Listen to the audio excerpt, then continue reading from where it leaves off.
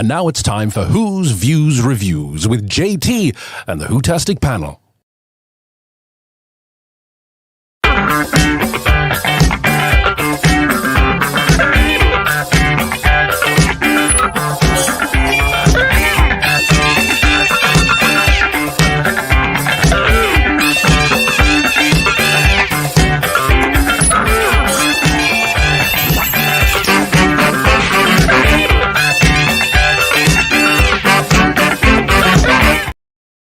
Here we are again then. Welcome to Who's Views Reviews. How are you? It is nice to see you. I can see that you're all already discussing all of this that's going on. Yes, we are here to talk about Warriors of the Deep as part of our Worlds Below series. We're halfway through with this one.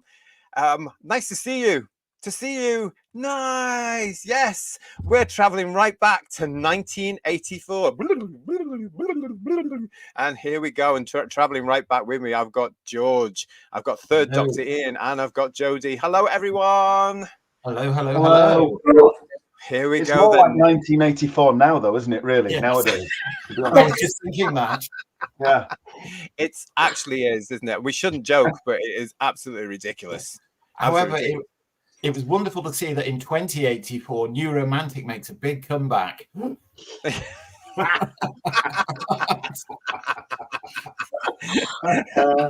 Very good. I like that one. Under the Sea, says Stephen Braddock to us. Hello, everybody. It is lovely to see you. I want to actually share with you guys, if I may, some opinions that the guys were all putting in here earlier on. So stand by your beds, because yes, I did see these coming through. Alphabet Cat was one of the first this evening who said this story gets a lot of flack, mainly because of the Myrka creature, but I actually quite like it, and it fits Davison's Doctor very well. What with the downbeat ending? The ending is what makes it. Well, good for you, Alphabet Cat. Good for you. I hope you're still with us, because we might need to hear more of you. And Stephen Braddock again saying watched it with brightness down because it really helps the story. Yeah. Well, it is. You could take the brightness down by about 90%, and it'd probably still be a bit bright, wouldn't it? Really? Well, do you remember back in the 1970s, like the horizontal hold would go on the TV, and you just get a tiny little flat line across the middle of the screen? It'd probably be good watching it like that. Flat line that you mentioned reminds me of the ratings nowadays. Flatlined. Dropping down. Sadeko24 was also with us a bit earlier saying, I hate this story. There is no Who story I hate more than this. It's everything wrong and nasty with the show in the 80s. Oh, not sitting on the fence there, are you, Sadeko? Is he a fan or not? I just think he's great. And then Stephen came back to that saying, I hated the redesign even back then. Little did we know how bad the redesign would go next. Yeah, and that's going to be the show after this one, isn't it? Where we're really going to get into that. And then Sadeko came back, guys, saying, honestly, I think the Silurians should only have been a one-off in the Pertwee era. The ending to that story was perfect enough. It made no sense to undo it for a contrived sequel in 84 or indeed for New Who. I'm actually going to agree with that. Wouldn't it have been... What is it with these people, Who viewers and Whotastic panel? What is it with all these people that are involved with Doctor Who that suddenly go, oh, there's something from 50 years ago, let's bring it back, and then they go and ruin it? It's a continual sort of tradition. Well, it shows that they can't be originals, so it hints that they're crap. And then they bring them back and make them naff, which just underlines that they're crap, doesn't it? Yeah, really? Yeah. Oh, Sheila B in the Devotions is saying to us, I forgot to watch it. We'll get in that corner. I wish I could say the same, Sheila. Go and apply some 80s makeup. Oh, I loved it. Graham's with us as well, saying to us, as a 14-year-old, I was absolutely thrilled by the return of the Silurians and the Sea Devils, and I've always had a soft spot for it. Graham, I think not only are you and I the same age, Graham, but I think we're probably coming out from the same place. I don't know. We will get to that very, very shortly. And Lex is with us. Hello, Lex. The Silurians look like they're wearing tank top jumpers. Probably were. What you mean? I don't know. Well, listen, before we get into it, oh, it's Dougie. Look, Dougie's saying to us, I love this story. Watch out for a bright light. Ah, well, that's good. That's great. We want to know all about this. Got lots coming up for you. I want to start. I'm on the naughty step, she says. That's brilliant. Thanks for that. And Dougie's also saying he can watch this story anytime. That's good to know. That's what you want from a Doctor Who story. If you like it, you like it.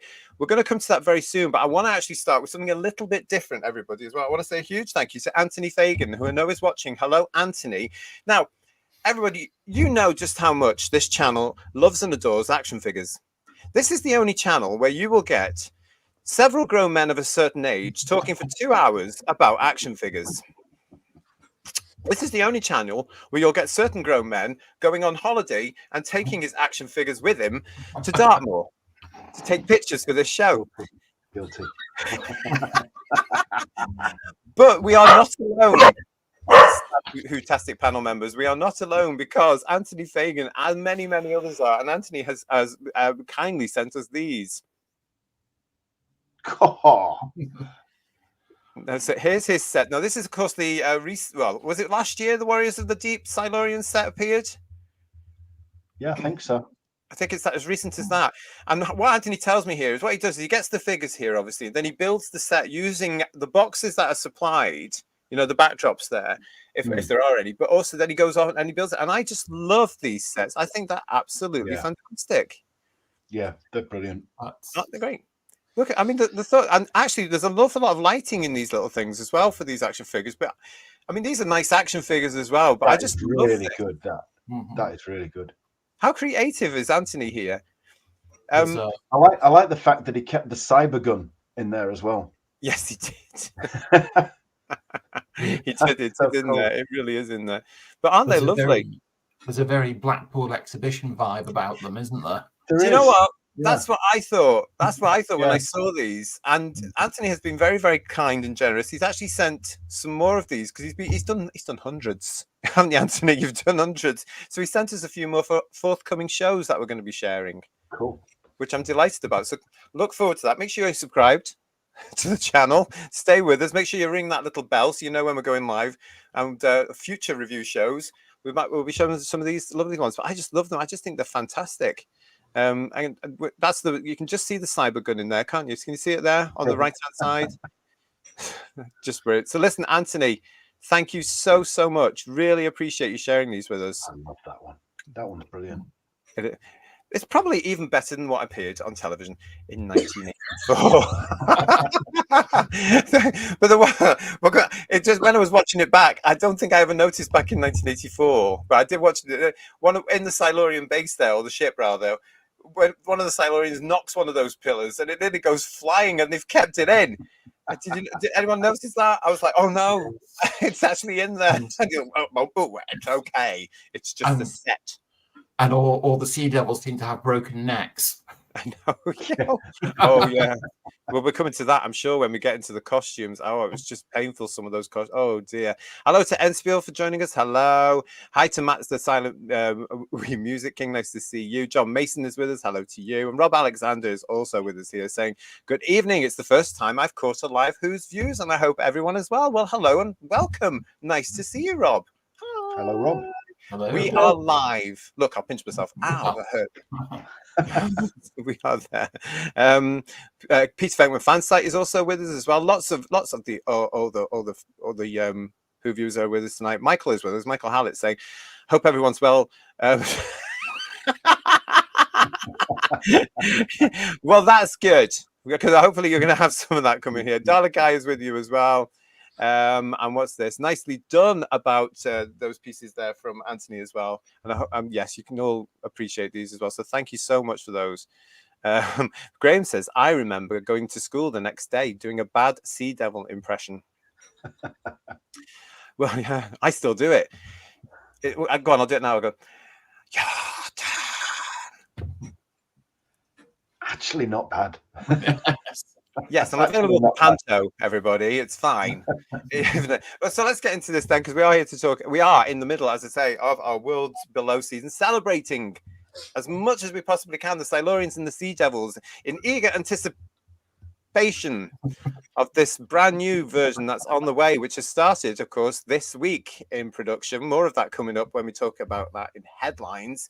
But yeah, that's what this is all for. And yet again, yes, I've had some people actually, guys, emailing me this week saying, are you going to be talking about the Sea Devils. Yes, we're going to review the Sea Devils as part of this season, but we're going to save that so it's nearer the new series coming. Okay, so we will get to that one.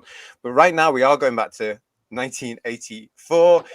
First broadcast on BBC One, the 5th to the 13th of January 1984. Now, of course, guys, this was the time when Doctor Who went out twice a week. In case any of you look at those dates going, oh, that was quick. But no, it went out twice a week back in those days. Written by Johnny Byrne, script edited by Eric Saywood, produced by John Nathan Turner, and directed by Pennant Roberts, of course. This actually got quite a bit of play, really, didn't it? I remember being quite hyped about this. Do you remember that sort of new season thing with it being January on BBC One, and they had the new season, and it was the Warriors of the Deep trailer for Doctor Who. I remember getting quite excited, and then of course Doctor Who magazine jumped on it as well with this cover from back in the day as well. They promoted it, and one of the exciting things that got me about that particular issue was this photo, which is Warriors of the Deep, because there's Peter Davison in his original costume, and that's the only time in that console room set, apart from the Five Doctors, he's seen in it, because it changes in this story. So, guys, initial reactions then to this from both 1984 and now.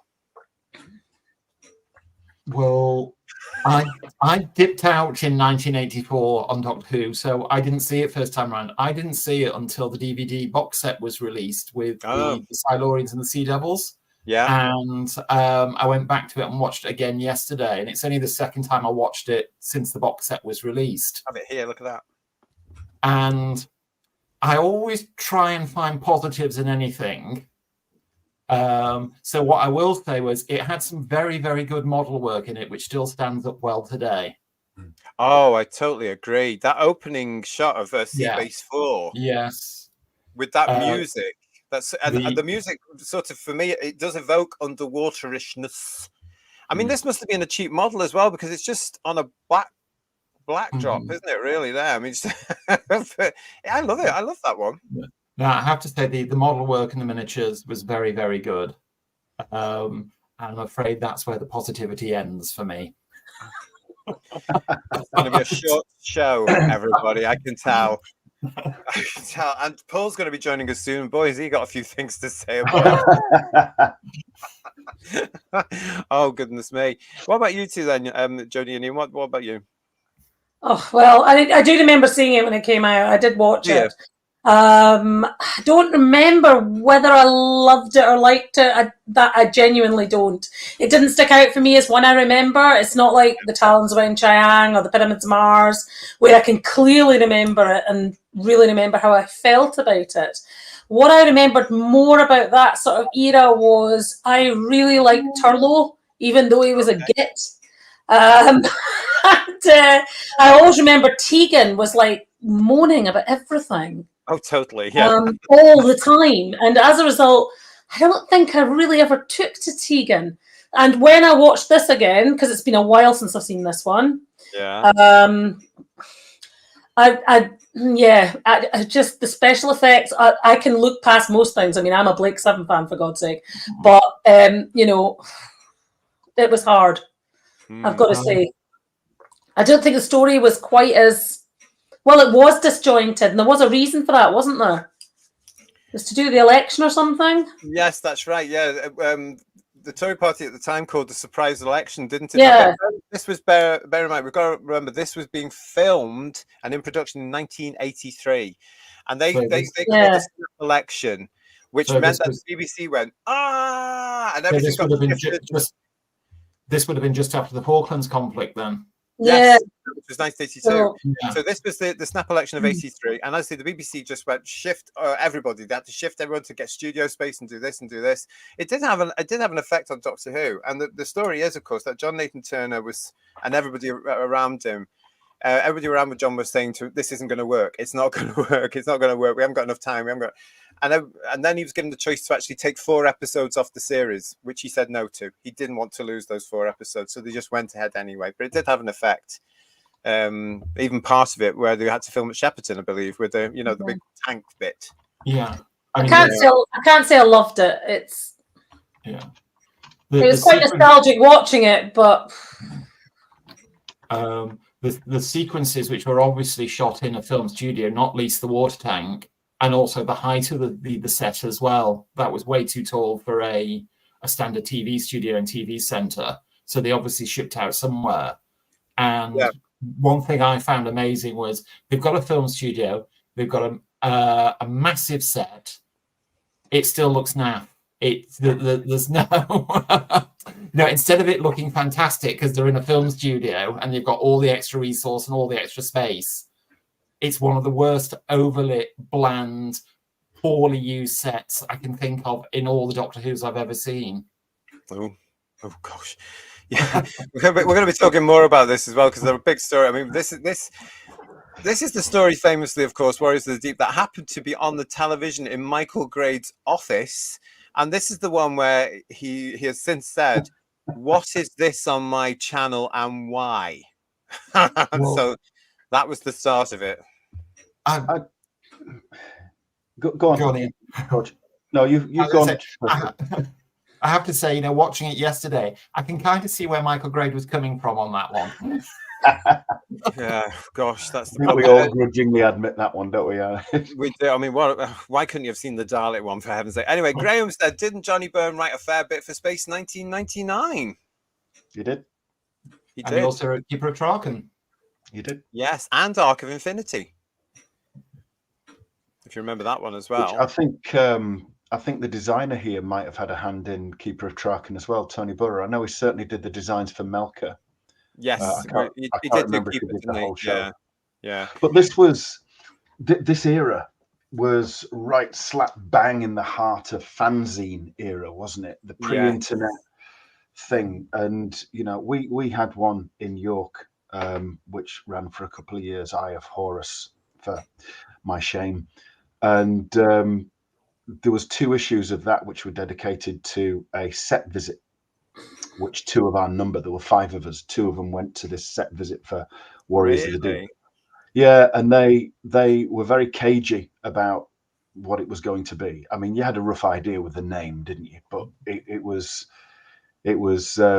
I think they were published, the magazine published it with Silurians just as the letter S and underlines, and then Sea Devils with SDW because it was Sea Devil Warriors in that, allegedly. But what they came back and said about the big sets and everything else made it sound really exciting. So I was really looking forward to it. And then when I saw the Silurians, I was really disappointed because I wanted the reptilian Silurians from Doctor Who and the Silurians.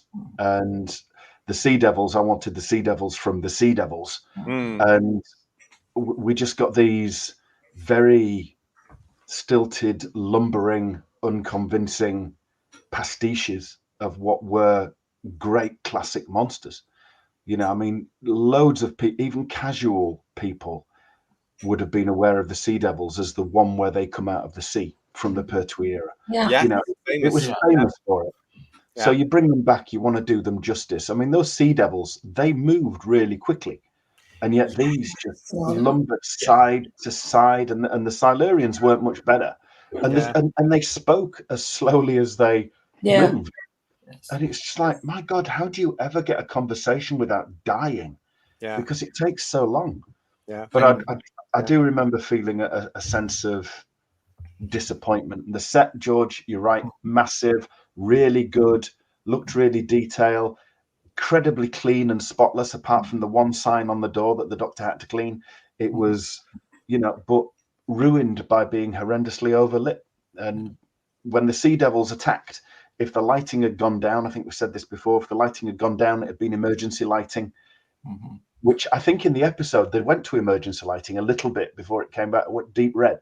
That would have made the Sea Devils look a little bit more scary, I think. Yeah. But they didn't do it. It just wasn't allowed back then, was it, in TV days? We've got Lex here. Lex is saying to us, the Sea Devils in Warriors of the Deep sound like Danger Mouse villains, Baron Silas Greenback. And you've heard that voice somewhere before. And Raymond is saying to us, Peter Davison is the best thing about this story. Episode 1 is very good, but then it plunges to the depths after that. This and this one as well from Pete, who's agreeing with us. The music has a little watery sound to it. I love the soundtrack for Warriors of the Deep. We are going to be doing a show about the soundtracks by the way, everybody, to these stories, including the Sea Devils. Keep out. That's going to be at the end of our Below the Sea, Worlds Below, season. There's somebody else, of course, that's joining us now who's got a lot to say about this, I believe, and it's Paul. So stand by your beds and brace yourselves. Here he is. Hello. Hello there. Sorry, I'm late. You are forgiven. Nice to see you. Are you ready to talk about Warriors of the Deep? I am. I caught some of what Ian was saying while I was waiting in the waiting room there, and I agree with a lot of things that's been said so far. So let me give you my take so far on this. Oh, here we go. Here we go. He's yeah, straight in, isn't he? Straight in there. Yes. Well, picking up on what Ian said about the lumbering Sea Devils and Silurians, I agree with that. In the original, they were so much more active monsters. There were so much active monsters in Sea Devils that could move so much better, and they just waddle about, you know. And those feet they have, my God! And whose idea was to have the samurai helmets? My God, what was that about? Anyway, but let me give some positives first. Really, the first episode I think is really, really good. Some lovely stuff in it, and I think I like Davison. As someone mentioned in the chat, I like Davison in this as well. He's actually. His Doctor's a bit more cheeky in this, a bit more kind of sarcastic, which is actually not very Fifth Doctor-y, I think. And he's had a haircut as well, obviously. He has had a haircut. Yeah. But he's really good in it. And that lovely shot of the TARDIS doing the flip-flop with the lights and everything is amazing. That's a lovely shot. Because the model work in this is so good. The model work, the underwater filming stuff's really good. So many good things in it. Yeah. But as the Doctor said himself, oh dear, the Myrka. It says it all, really. So. Going back to what Ian was saying about, the Sea Devils are world famous and to remember to this day for coming out of the sea. When I watched it, I thought one huge missed opportunity was they had water tank facilities. Yeah. Why didn't they have a Sea Devil? Why didn't we have shots of Sea Devils in water? Well, the actual Sea Devils hibernation thing was quite good, I thought. They were kneeling down this, but that's a lovely shot and quite well filmed, I think, and it's quite atmospheric. And for our younger viewers watching this as well, this is how you use a mirror. Yes, and say it's a mirror shot. But how clever is that? 6 of them. It's a multiple mirror shot. But that's how you do it. It was done in Ark in Space. It's repeated here, and it's still successful. And because the lighting is lower here, it works. But I got the impression that this was supposed to be the sort of water thing, and it didn't work well because suddenly had all this noise and stuff. I thought they were supposed to be in water here. So, and they're kneeling in this, but aren't they? They're kneeling down. They're kneeling down, don't they? Yeah, that must be really uncomfortable when you're trying to sleep. Well, in those outfits, as somebody was saying in the chat there, why did they make them Japanese? No idea. No idea. Yeah, what was wrong with the string vests? Come on. Yeah, I assume that was to underline the warriors of the deep. What does a warrior look like? Oh, we'll make them look like samurais. But if they're from millions and millions and millions of years ago, they predate Japanese samurai. So that's cultural appropriation again, Ian. That's what's happened by the Japanese. Yeah. Yeah. Fine. Yokai63 is saying to us, I like the Fifth Doctor with longer hair, right? And Dougie is saying, never had a video recorder then, just used to audio tape the shows then. I used to do both. I had my sister on standby downstairs, especially for the 2nd or 4th episodes, which were you would do play and record, and I'd be upstairs with the tape recorder, ready to edit those little bits out of episode 2 or 4 so I could get them all on a C90. I love the idea when people used to audio record Doctor Who, they had to get their parents to shut up for 25 minutes. That was I was lucky because my cassette was built into the television, a little black and white TV. I've still got it actually somewhere. So I'm very lucky with that.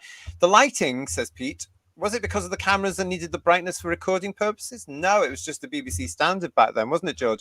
They were all told, the lighting directors were all told, the lighting department was told, it has to be this quality. But also you can get the shots in quicker because you're not fiddling around with different lighting levels and that sort of stuff. So studio times at premium, you make the most of the available time.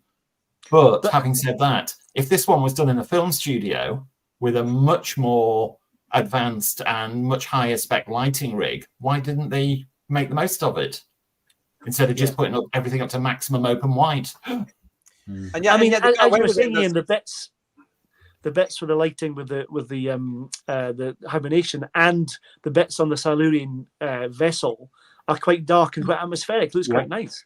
Yeah, I don't understand why they just couldn't continue. I mean, look at the Silurian in this picture. It looks really good. Is it just me? It may just be the eyes, but as we're all of a certain age, remember Nuki Bear? Yeah. They look like Nuki Bear, I think. That's the thing, you know? Yeah. Oh, it's a shame because these scenes where, you know, they are in the Silurian ship base, whatever it is, because it's low lit, it works quite nicely. And you can't see how poor the costumes are recently. Peter Davison, says Richard, was the last Doctor I watched until 1996. Really? That's interesting, isn't it? Oh, do tell us why. I'm 51, says Michael Hallett, but sea devils are my things of nightmares. I grew up on the coast, terrifying for me. Even the Whittaker ones gave me bad memories. Wait, that could have been her. What a scandal. I'd say it was.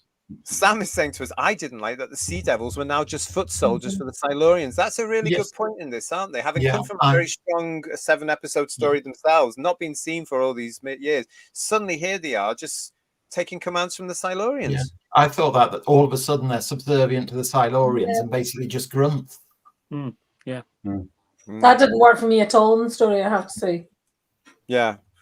Just, well, why they were there? Why were they there? I mean, again, I just think it's, and you know how much I love him, everybody. Bless him. But I reckon it was John, JNT, just saying, I've got these two big bads here. Let's put them together for the first time. And what happens is Warriors of the Deep. I mean, it's not really the story. I don't know. I just didn't find either of them particularly scary in this serial. Yeah, in previous serials, sure. But not in this one. Considering what we last week we reviewed Doctor Who and the Silurians, and they come off really, really good. They are slightly watered down here. Yeah. No pun intended. No pun intended. Not menacing the way they were in previous. Oh, there you go. There's the word, menacing. Yeah. I sometimes wish, instead of recording it in TVC, says Rob Alexander, that they have found a large, dark, empty warehouse without the dubious luxury of studio lights. Well, we had to wait until 2004 for that one, didn't we, Rob? And they still didn't get it right all the time. But it was how they did it back then. You know, yeah, we can be harsh on it now, but it's how they did it. It really was. Everything looked like Blue Peter. And Mike Disney saying, I recall the DVD commentary mentioned that they lit the whole set bright so they wouldn't need to light each scene. It's such a shame. The director should really have put his foot down. Pennant should have said, no, I don't want it like that. But then again, in this story, Pennant Roberts, did you see some of the extras in this story? Did you see that particular woman that was like, she got shot and she's like, yeah. I think that's the thing when the Myrka electrocutes people, he's like a giant eel, isn't he? Electric eel. It's just bizarre, it really is. Like I think that's surprised me more than anything else. It was Pennant Roberts who directed this. Like, really? You know, after The Face of Evil, The Sunmakers, you directed this? Oh, so you were a bit surprised by that then? Yeah, I mean, it's so, and I mean, his other Time Lash as well. Great admiration for, but this was just so pedestrian. It was like he was on autopilot, and right, camera's pointing in the right direction. Off you go. That'll do. Next one. Check, please. Well, maybe that's. Go, Judge. You know, the group of 4 died. What? I think that's what you were talking about. You know, the group of 4 died together. There was a 4 of them. That was, wow, that was bad. Yeah. Really bad. There are certain decisions in this that should have come out at the scripting stage, surely.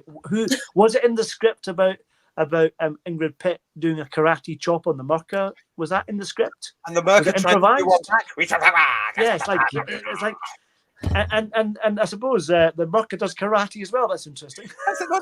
With his little hands. But why was that not cut out? Because it's so awful. It's really painfully awful.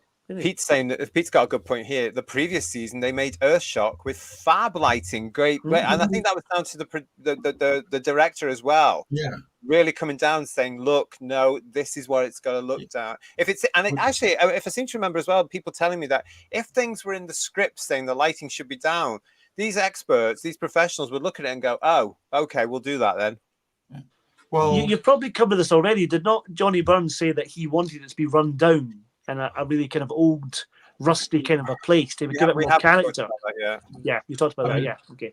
I mean, point in case, if you look at the Sunmakers, also directed by Pennant Roberts, 5-6 years previously, a lot of the Sunmakers is done against black drapes, but because he uses the lighting properly, it's a lot more atmospheric, and it really tells the story and it really enhances it. Whereas this, it's just like an overexposed photocopy of something. Well, you just have to look later on in this same season. You have lots and lots and lots of very well-lit cave scenes in Caves of Androzani. Yeah. You know, can you imagine if Graham Harper had done this story as well? Yeah. Oh, well, the action scenes would have been a lot better, wouldn't it? they? It would have looked completely different at Graham. Oh, yeah, completely. You know, I mean, you've even got Frontios later this season as well, which is still toned down and quite dark as well. Yeah. But really, I mean, the whole point of this, if you don't know, is Paul, thank you for this. Paul Richards saying the Sea Devil voices aren't as strong as the original ones. I think we're all agreed. And Sadeko is saying this was poorly thought through. Do you know, watching it again, Sadeko, I actually got that whole. I'm going to agree with you there. I got that thinking this was rushed. This wasn't done properly. And when you look at the stories of this from people that worked on it, Paul, you were mentioning Johnny Byrne, the writer there, who famously always would say, "Don't blame me for Warriors of the Deep. It's not what I had in my head." Yeah, because you can understand where he's coming from. A gritty, rundown, similar to what we got in Resurrection, really, with the spaceship that the Daleks attack. You know, you've got all that there. It would have looked a lot better if had they done that with the lighting and not as BBC new, you know, but it's, you can feel for them actually, can't? And I have to, at this point as well, just mention that also famously, Who viewers, that this is actually, of course, the story that was in production when this happened. This is Peter Davison on the way from the read through for Warriors of the Deep to announce that he's leaving Doctor Who. Yeah. Had he just read the script at that point? Actually, yes. Really? Well, so, if you weren't around, do you remember this, guys? This was a summer's day in 1983 when we got this in the press the day after, of course. No internet back then, kids. So all these pictures were taken by the press and they appeared the day after. And this was Davison. It was announced on the news round and the news that night, wasn't it? And it was in the papers the day after. But this was him saying, right, everybody, the Fifth Doctor is not going to be any more after this season. I am going. And what makes me laugh about this, as I'm saying here, those were the press releases. Those were the pictures taken. And then he had to go back to work. And he did. And he went back to do the read-through for Warriors of the Deep. And there's Janet Fielding there, as you can see, just having a little giggle there. Mark Strickson going, what the hell is this? Yeah, but he's hardly been doing almost some doors, doesn't he? So yeah, but he's hardly been doing the role for any length of time. Yeah. I remember that being a real shock. I remember being really like, "Sorry, you're only just the Doctor. How can you be leaving?" Yeah, as much as I don't practice, in 3 years is enough. Go. Was there anything going on behind the scenes at the time? Because recently, for the first time in a very long time, I looked at the Radio Times 20th anniversary magazine, and the interview with Peter Davison there. He's quoted as saying something along the lines of, "I desperately didn't want to be the last Doctor, so I'm delighted Colin's taking over from me." Yeah, I think that can be a bit misconstrued. So let's be careful what we're saying about that, because we don't want to start any myths and stuff here. I mean, television then was just as it is now, isn't it? It could have come off air at any time. Now, there were changes going on in 1983 in the BBC. And there were, you might remember, I can't remember off the top of my head now, but there were shows disappearing slightly. No big brouhaha. There was nothing at all to say that Doctor Who was going to go where it did. That was it. He just didn't want to stay with the series and then be the last one, which was quite prolific in a way. And it's all because Troughton said to him, of course, we all know the famous story of when Davison got the role, he met Troughton in the car park at the BBC. How the hell those two managed to park in the car park at the BBC? No one. But, you know, it's a real case of like, you know, Troughton said to him, "Don't do more than 3 years." So, of course, when John goes to him and says, "Are you going to do it the 1985 season?" The story is, of course, and he said this many times, Peter said this, he hummed and hard, nearly did. He really nearly did. And he said this in the last 10 years as well. He nearly said yes to that 1985 season, but stuck to the 3-year rule and said, "No, I'm off." But, Georgie, you're right. I remember that night being gutted after news round, just going, Yeah, I was so upset. I wrote to the production office. How can you do this? Don't let him go. Get him to do at least another 2. But I think it came off the back of the fact that Tom did 7. Yeah. Yeah. Well, that was it. You know, it was just that my childhood had been this Doctor that had been around for such a long time, and so it just came as such a bizarre thing to me. I just couldn't conceive of someone leaving after what only felt like 2 years, really, 82 to 84. You know, it wasn't very long. We didn't really get to. I've always said this. I mean, this TARDIS team for me was working. Yeah. Tegan, Turlough, and the Doctor. I quite like this combination. But this is the other important thing about Warriors Deep. We start with these three, but we don't finish this season with them. It's a gradual change here because, of course, we end with the Sixth Doctor and Perry. So what a season this is, isn't it? When, you know, a cracking box set. One thing that struck me about Turner when I watched this yesterday was he's supposed to be a public school boy. He's a bit past the upper age limit for that, isn't he? He's had a growth spot since Modern Dead, I have to say. You have to suspend your disbelief there, don't you, really? I mean, look. Okay, can I make one pathetic girly comment? Go on. Right, this really upset me last night because I had obviously wiped this from my memory. I was watching, it wasn't last night, it was the night before I watched it. And when she climbs up into the vent, you know the bit? Yes. Yeah. She's wearing the stupidest shoes ever for a Doctor Who companion. I looked at the shoes and thought, no, you just wouldn't. Why would you not fight that point? I know you think this is a daft comment, but seriously, kitten heels. They get stuck. There has to be in the TARDIS wardrobe inappropriate clothing room or something like that, shoe room or something like that. And you go into a quarry or somewhere, put these heels on. Go on, there you go. Yeah. It's just that if you wear those shoes, they get stuck in every single crack that exists. Yeah. Including all the ones in the script. I mean, do you think anybody would have dared say to Janet Fielding, those are sensible shoes? You know, I mean, they'd have been in casualty literally for months, wouldn't they? I just looked at them and thought, wow, plastic kitten heels, red kitten heels. That's so 80s. Tegan seems a bit in this. Tegan seems a bit kind of toned down. She's a bit weaker than normal. She's really wasted and a bit sort of pathetic in this, don't you think? Oh, totally. And that's what it's a very bad write for the female companion. Okay, a really, really bad write, which I'm sure Janet Fielding wouldn't have enjoyed at all. You know, because it's as though he doesn't know what to do. And yet he's written for Tegan before in Arc of Infinity. So she's quite important in that role because without Tegan, they wouldn't know where Omega was. Spoiler. You know, but it's quite a shame, really. On this one, but Joe, it's very interesting what you were saying there about the dress sense, because I've known a lot of male fans saying this for years and years and years now over the decades, saying, why were the girls not ready for action? They knew they were going to get involved with some sort of adventure with the Doctor, whether it be in a clay pit or in some sort of base or crawling through ventilation. They would have big shoes to protect themselves from squidgy spider monsters under their feet.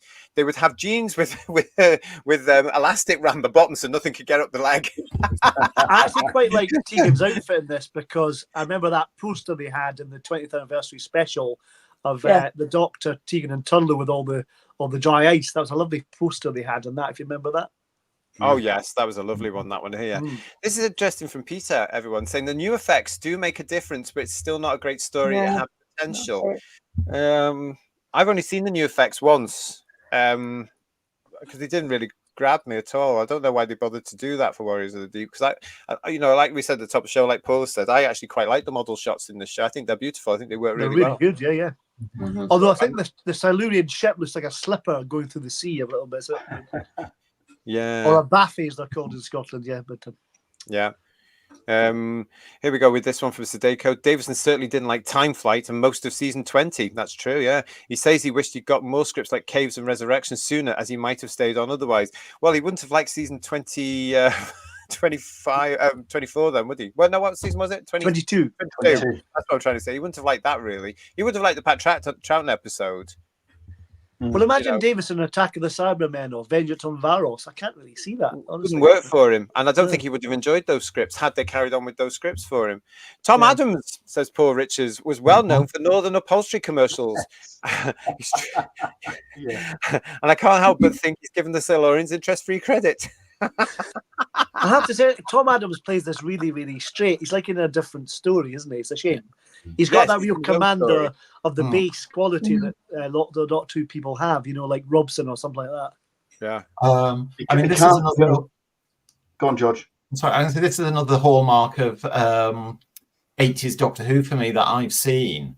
That you've got the likes of Tom Adams, who prior to this in the 60s and 70s was a very well-known TV face. He did some really high-profile stuff, not just the upholstery adverts. And you've got Ingrid Pitt, who very high-profile as well. And they get cast in absolutely nothing throwaway roles. Yeah. Well, yes. Whereas the more substantive roles in this story are played by actors who can't act the way out of a paper bag. Talking of Ingrid Pitt, we've got this here. Rob Alexander. Ingrid Pitt appears in arguably 2 of the worst series in classic Doctor Who. I wonder if she was offered the new Who role later in life. Well, no, she wasn't, was she? Sadly, no. But she got paid. Let's just. She got paid handsomely because she was Ingrid Pitt as well. But I have to say, the Time Monster isn't an all-time classic for Doctor Who, but you've got to give it to Ingrid Pitt. Yeah, she certainly made an impression in the Time Monster. She was. Without slipping into innuendo, she was front and center in it in the episode she was in. She really made an impact. She wasn't called Mounds for nothing, was she? So yes, she made an impact in this story as well. I mean, look at that eyeshadow. Yeah, the whole crew look like in the Human League, don't they? To be honest, yes. It's very 1983. The whole thing just come off a sand miner. Yeah, kind of. Yeah. But she is. I mean, I agree with you. I mean, Ingrid Pitt was, of course, a big name even back in '84. I think we were all aware of the science fiction and fantasy. We knew who this woman was. We knew this was a big deal. We knew she'd been in Doctor Who before. She's given the role was gender swapped for her by Pennant, who was a friend and neighbor. So this was supposed to be a male role, but he gender swapped it to fit her. She comes along, she delivers the lines, she goes home because it's such a it should be a really sinister. I mean, look at the way she's playing it there. Look at that eye. I mean, that's what we wanted all the way through. It wasn't there, though, was it? There was nothing for her to really go, I'm going to get this. I mean, the same for Ian McCulloch as well. Ian McCulloch's brilliant in Survivors, but he's wasted in this. Yeah. Mm-hmm. But said that just seems to be a hallmark of 80s Doctor Who for me, that you get really good high-profile actors and just give them throwaway roles. Yeah. It's a shame, really, because, it's so... That role... These 2 saboteurs in there, because this is a whole element of the story, isn't it? You can see where the Silurians are coming from. Just like with Doctor Who and the Silurians, I'm sort of have a lot of empathy with the Silurians and the Sea Devils in this story, because I understand where they're coming from. When they look at the human race and they're going, oh my God, not hitting their flashing third eye, but they're going, what are they doing? Let's just get rid of the vermin. I understand that. They're like, you really do. Well, they're not very subtle vermin, are they? There's a bit with Nielsen and Sola, and they go, Nielsen, we must speak. Mm-hmm.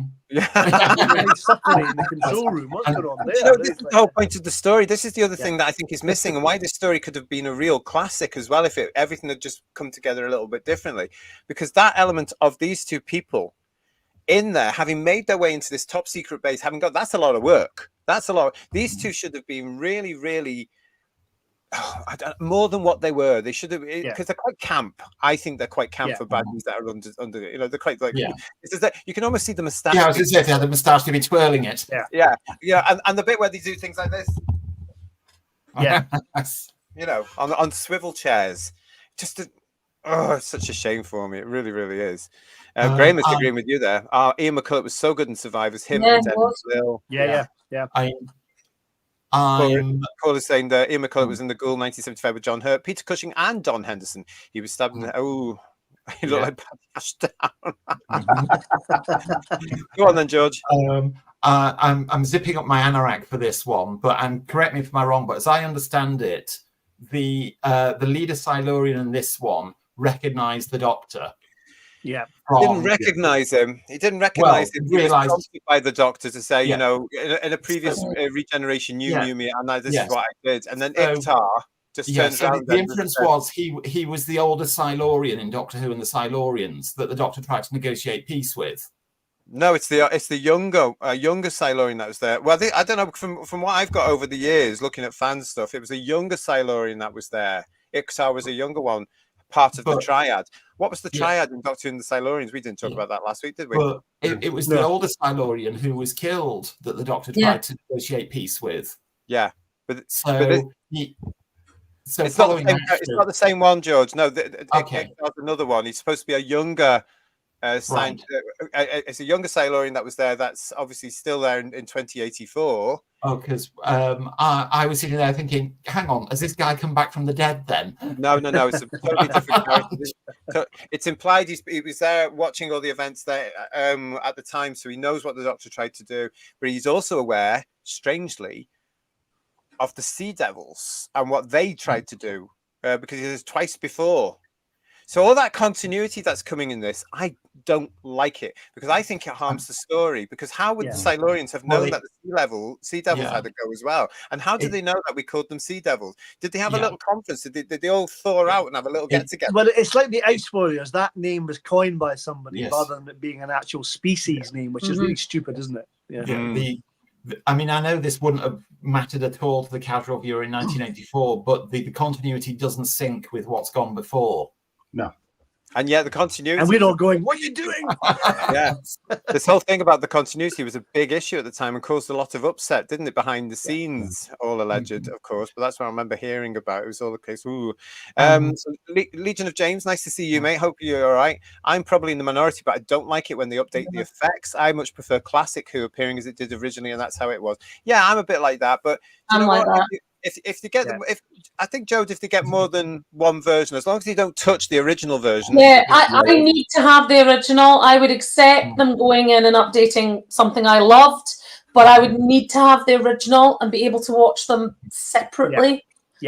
Because sometimes, in my opinion, they remove the sort of joy of something that was made the way it was made, with a lot of love and a lot of thought put into it, and they just put flash in, and to me it doesn't work always. It doesn't always improve on it either. No. I think if they're done sympathetically and they look like they belong to that period, but that's the problem, they don't always do that.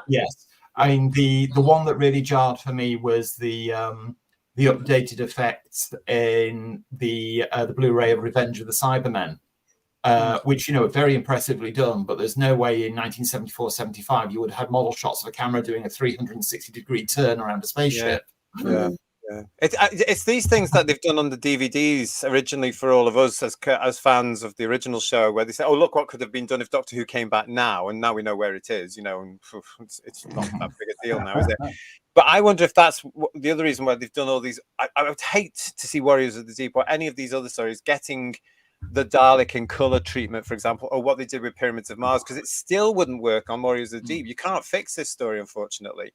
Like I said, I think the first two episodes until the Myrka arrives at the end of episode 2, it's not too bad. No. And then it goes like that. It really does, But, episode 1 I quite like. Yeah.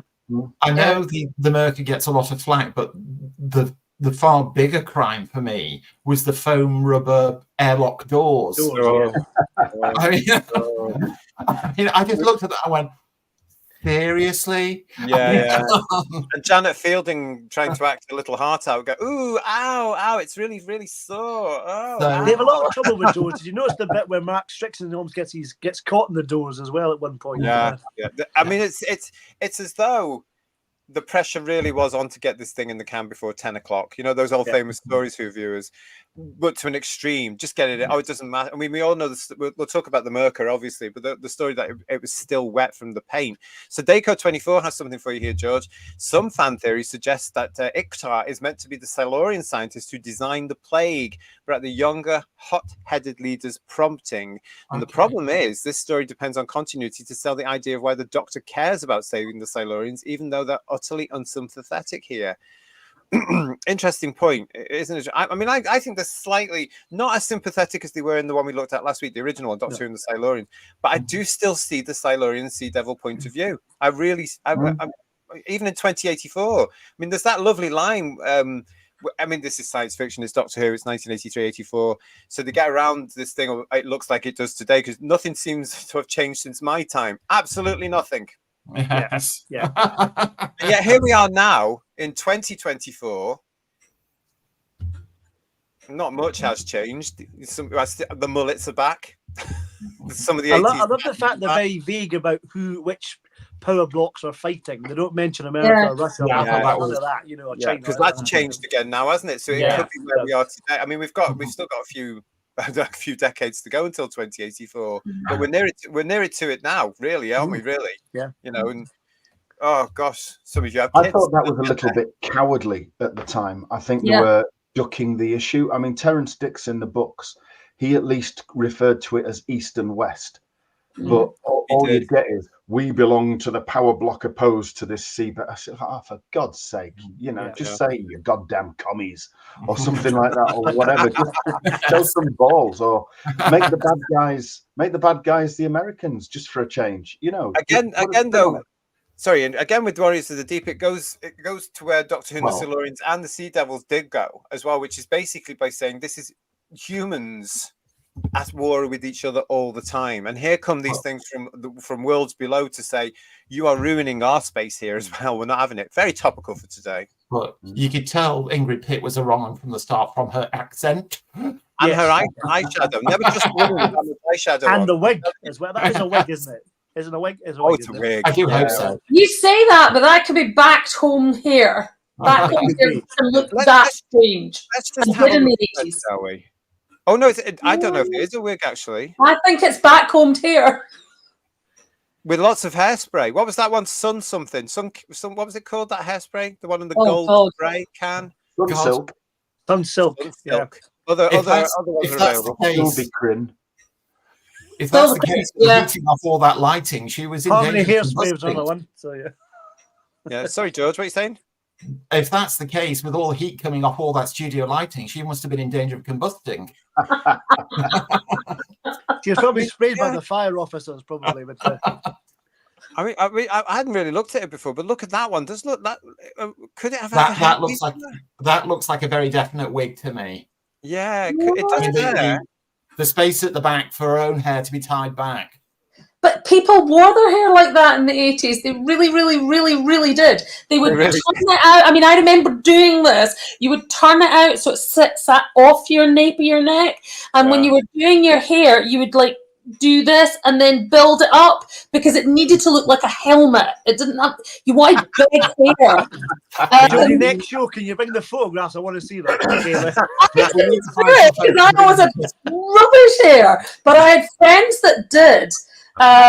So, mind you, I do have a photograph. I might dig that out. Dig it out. That'd be good. Those hairsprays you were just mentioning. Yeah. See if you do anything in theatre now. Those are the hairsprays you need to use for your hair because modern hairsprays don't cut it.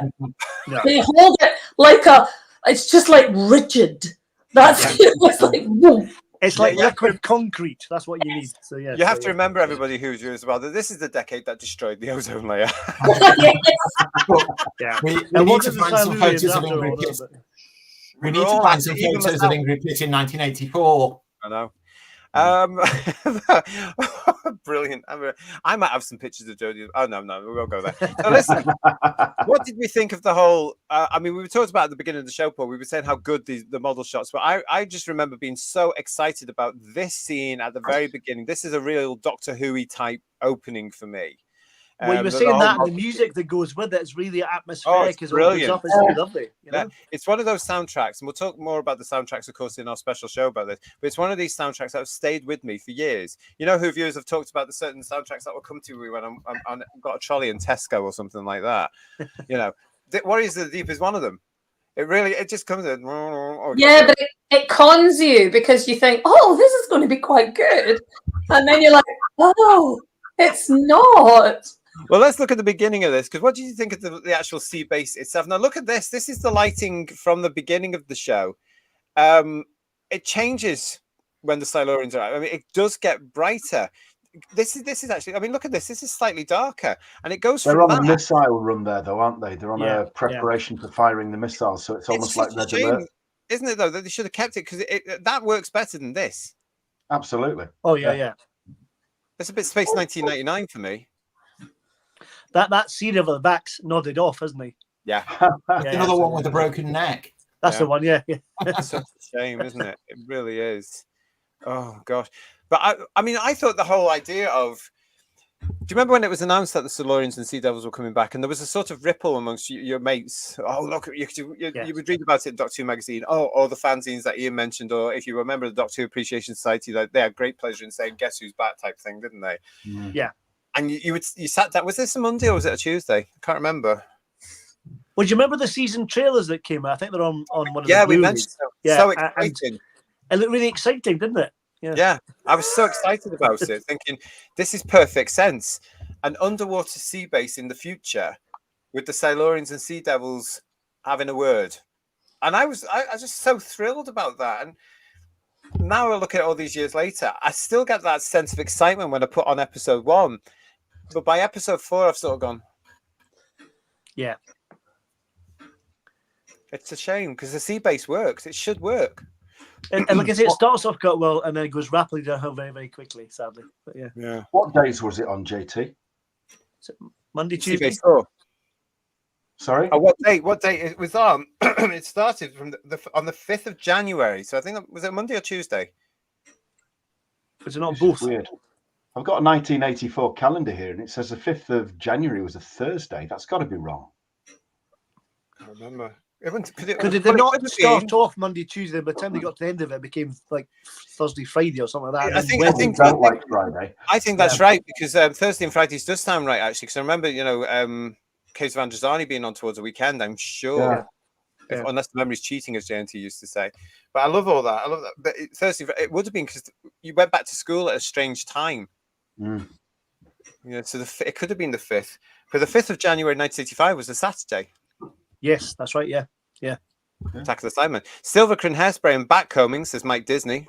And Ingrid's character showed some balls karate chopping the Myrka. I would say stupidity myself, but never mind. Yeah, don't put a lighter near her, says Pete.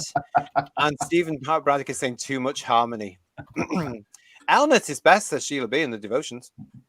Well, the problem with Elnet is it lets your hair move, which you don't always want when you're on stage. I must get some. And Pete is also saying to us here, does she use Timotei? We have to use Mr. Pledge or something on our heads. Other polishes. Pledge, not Mr. Pledge. Thank you, everybody, for joining us. Now we are talking about Warriors of the Deepest Part of Our Worlds Below season here on Who's Views. We are halfway through. Looking at this, got lots more of this season to come up for you. You can see it all on the channel now. It's just great to go back and look at all these in our review series as well. A lot of men used hairspray as well, including me, says Dalek Eye. And the Dynasty Dallas shoulder pad, says Dougie. Oh gosh, it's just that everything about this is just a little bit. Do you know when I say something, it's to the side? Do you know what I mean? It's not quite. It shouldn't be. It's not centered, is it? Everything about Warriors of the Deep, unfortunately, is just there. It just misses on every single aspect. I didn't like the onesie spacesuits either. No, I thought they were really naff. Michael aren't they a little bit? Yeah. Well, 1984. Michael wants to know what were they called? Coloured boiler suits? Suits? I don't know. Jumpsuit, says John Mason. And Mark is saying to us, if this was made today, they would try to make it into a spin-off. Strange you should say that. Strange you should say that because it's on the way. That's the whole point of this season here, isn't it? Rob Alexander, definitely shown Thursday and Friday, 6:40 after the short-lived nationwide replacement, 60 minutes. I remember 60 minutes was terrible, wasn't it? Yeah, I don't know why they got rid of Nationwide for that. That was another one of these new things that came in at the BBC at the time. Oh, Nationwide's been going for 20-odd years. We'll get rid of it and replace it with something that's exactly like it, just with a blue set. Shocking. Yeah. And that was Axe and became the 6 o'clock news eventually. Do you remember? Yeah. Yeah. So Depeche Mode suit, says Raymond. Kind of, yeah. Yeah, they were. What's happening? So let's have a look. Where else are we going there? We've mentioned that. Oh, come on, then. We've got to talk. Can we talk about the TARDIS crew for a minute? I mentioned how I felt about these two, about these three. We've mentioned that Tegan was wasted in this particular story, and Jodie, you mentioned that Tegan, and not in a good way either. No, well, she does look at that, doesn't she?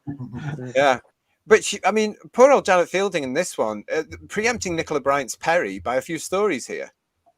No, what was the point? Why? And you mentioned Jodie as well. She always seemed to be moaning. Yeah. Tone down a little bit in this particular one. Yeah, yeah. But that's what I overwhelmingly remember about Tegan. When I revisit, it's still the thing that sticks out to me. And I don't know. I had high hopes when she came in at first, but she didn't really. I just found her too negative. I mean, she was always for the Doctor. That was the positive side of it, I suppose. Yeah. But I found her very, very negative, and I didn't understand why she would go with the Doctor, because she didn't seem to relish any bit of it. Yeah, and just seemed odd to me. After that group of companions he started with in Castrovalva, she's the one that stays with him the longest. Yeah. I wish I kept Nissa. I like Nissa. I like Nissa a lot.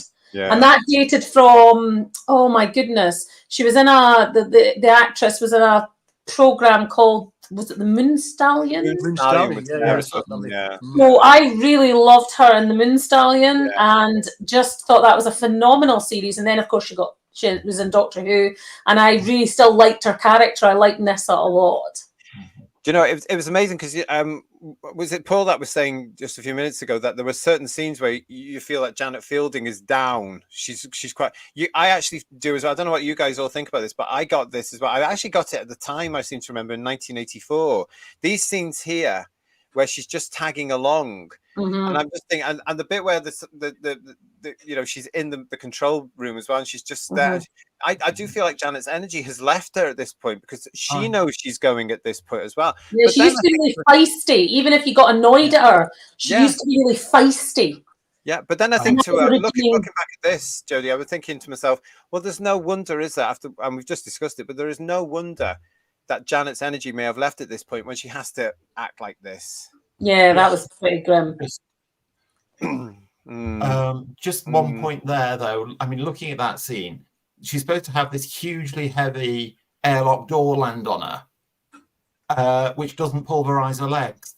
Yes, you've got it's like a giant cushion 5 minutes. It's a flaw in the story there, really, isn't it? I mean, it's very typical of today. You can't in today's show, you can't hurt anybody, you can't kill anybody, you've got to bring them all back. But from what you said there, JT, I'm afraid that I found the three of them very bland. Did you? There was just nothing there. They were like, the three of them to me were just like a line delivery system, and that was it. I mean, I think that one of the really big missed opportunities in Doctor Who was Janet Fielding didn't do more stories with Tom Baker, because their sparky relationship in that one story they did together was so good. And to me, it's just a shame that she didn't do a few more with him. In this one, to me, it was just like, oh, right, it's my line. It says Tegan here. I've delivered it. I'll wait for the next one. Yeah. It's almost like they're not in it, isn't it? You know, if they took them out of the story and just had Peter Davison in it, you wouldn't miss them at all. Really. And, whoever took the creative decision to put Peter Davison in the beige, bland, sea-based onesie for half the series, and take away any visual impact he may have had. Well, you know why that was, don't you? Yourself. you know why that was? It was simply to get from one version of his costume to the next. Yeah, the New Jersey and trousers, which made its debut in The Awakening. Yeah, but he spends the bulk of the story dressed like that, and he just merges into the background with those two extras there. I actually think Davison's quite good in this. I think he's much stronger than he has been, but his end line he delivers at the very end about there should be another way. That's a really great moment. It's a shame it's in this story, really. Yeah. Yes. Can I ask a question? This is maybe me being really obtuse and thick, but why did some of them wear the helmets with the breathing systems, but other people could just breathe? I didn't get that. To me, that was really annoying. I don't know. They're recycled in Caves of Artisani as well, aren't they, later on? Yeah. But I didn't. There was no purpose to them. So it just annoyed me in the story, because I was like, I want the science to be right. And this is just annoying me now, because I don't understand why. But one thing that annoyed me was the Myrka was a sea beast, and yet the Silurians, who were land lizards, were completely aware of it and in charge of it, whereas the Sea Devils, who were aquatic lizards, had nothing to do with the Myrka. Yep, I get that. Make more logical sense if it was the other way around, and the Sea Devils actually controlled the Myrka. Yeah, just before let's talk about the Myrka, because we've got to get that away. Just before that, thank you everybody for joining us. Nice to see you. Thank you for all your comments. Brilliant. Graham is saying, I think Turlough was initially the most interesting companion ever, but very quickly they seem to run out of ideas what to do. Well, simply because like what we said when we looked at Mordred Undead, when you've got that trilogy of 3 stories out the way, and he's decided he's not going to kill your main victim, what do? They should have just cut it there. No disrespect to Mark at all, but I just thought they could have got away with someone. Yeah, I just thought they could have got away with someone who was morally questionable and made that a lot more interesting. Turlough's actually in this a little bit. I mean, Mark tries to bring that out an awful lot through his time in Doctor Who, through the year he's in there, but it doesn't get to that full point, Jodie, does it? He is in there a little bit as well, because he doesn't care about the humans necessarily. I quite like that about Turlough. He's not human. We forget that. And I just feel they never quite got how to write him. And it was a real shame, because actually a morally questionable character paired up with the Doctor could have led to some really good writing if they'd actually had a bit of imagination. Well, I'm not familiar with his run, but he's certainly improvement on his male predecessor. I'll give him that. Most definitely, yes. Good evening to Matthew if you're watching. Nice to see you, mate. Nice to see you. Amma Ray is saying, read an interview where Nyssa said her bum was pitched a lot on the set by Doctor. It was the 80s, I suppose. The trick in those days when somebody did that, BBC. If you were a woman in those days and something like that, and you had any unwanted attention, you slap them and you went, and that put men in their place in the old days. Yeah, but my memory, you see, of the 80s and working in a bar in the late 80s was that, yes, you did get your bum pinched, but so did the men that worked in the bar. I know, and I loved it. So, I was going and you just had to learn to deal with it. You did. Yeah, I charged. Remember, Joe? I would charge. I said, that's 20. Sorry if I've traumatized anyone out there with that comment. Happy days. I thought I was watching Rogan with the entertainment lighting levels. And Legion of James is saying to us, Tegan, for me, really shined in the 2 Mara stories. Absolutely. That was her best story, wasn't it? Stephen, one of our resident artists, Stephen Braddock, is saying, airlock door doesn't crush her legs, only took a box of frozen peas to fracture my hand. I hope your hand's getting, we talked about that on Sunday after, I hope your hand's getting better. When you're high on Myrka paint, it's hard to coordinate, Paul. That's a very good point. Maybe that's where it was, Paul. Maybe that's the whole sea base was suddenly, what's that? Oh, wow. Oh. The Queen was coming to visit the set. That's what it was, Yeah. Richard is also saying to us, though, this was when they made good TV. At least it was entertaining. It's still Doctor Who. The right reason. Yeah, it is. Oh, this is an interesting point. I felt, says Raymond, that Davison's best companion was Perry. They complemented each other very well. Ooh, interesting. The dialogue between Davison and Nicola Bryant is mainly on their own, is just Caves of Androzani. And I think that's more testament to Robert Holmes's writing and Graham Harper's direction, to be quite honest.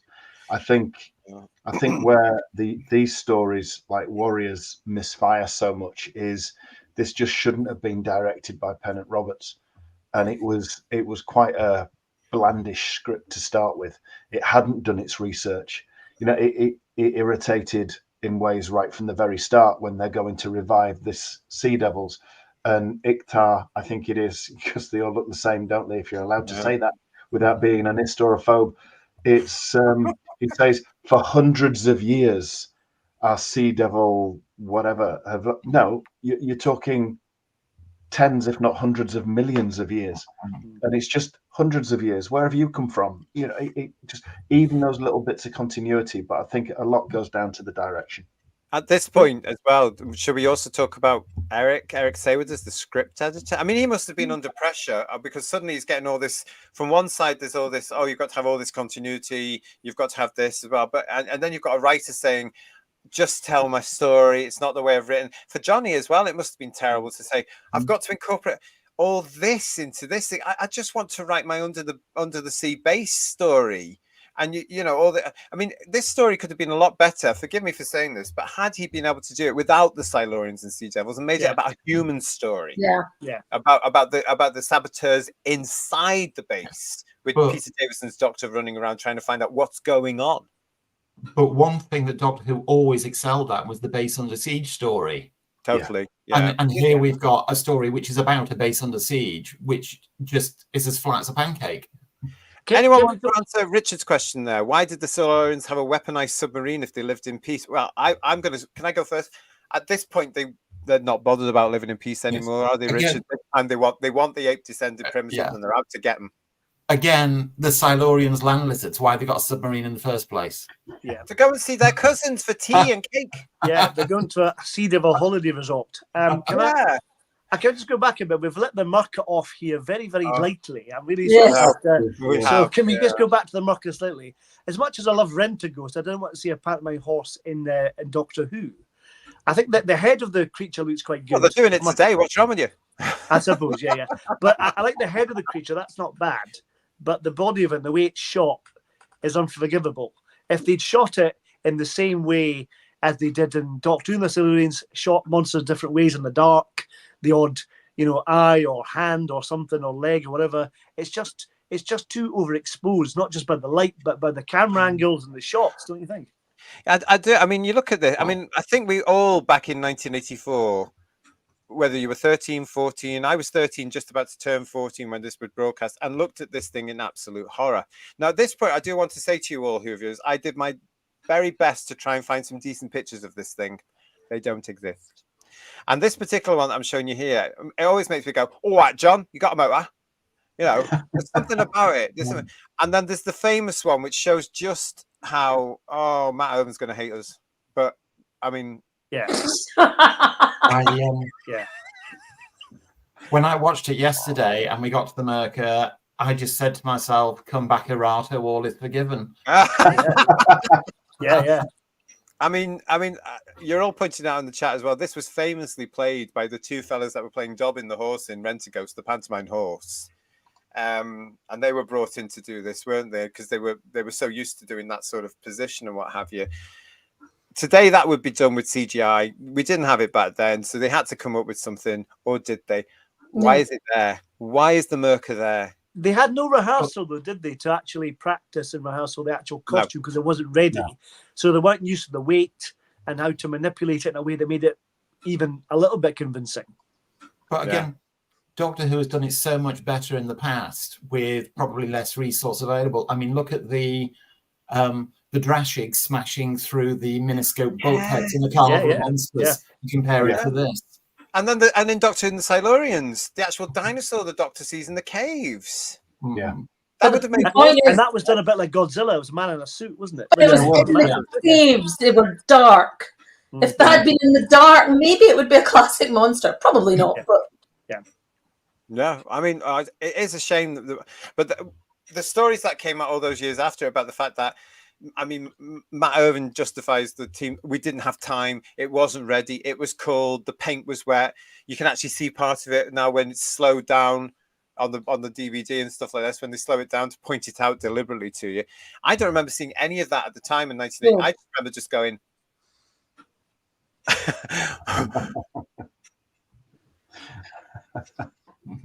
Yeah. It was just a little bit embarrassing for a 14-year-old. Yeah.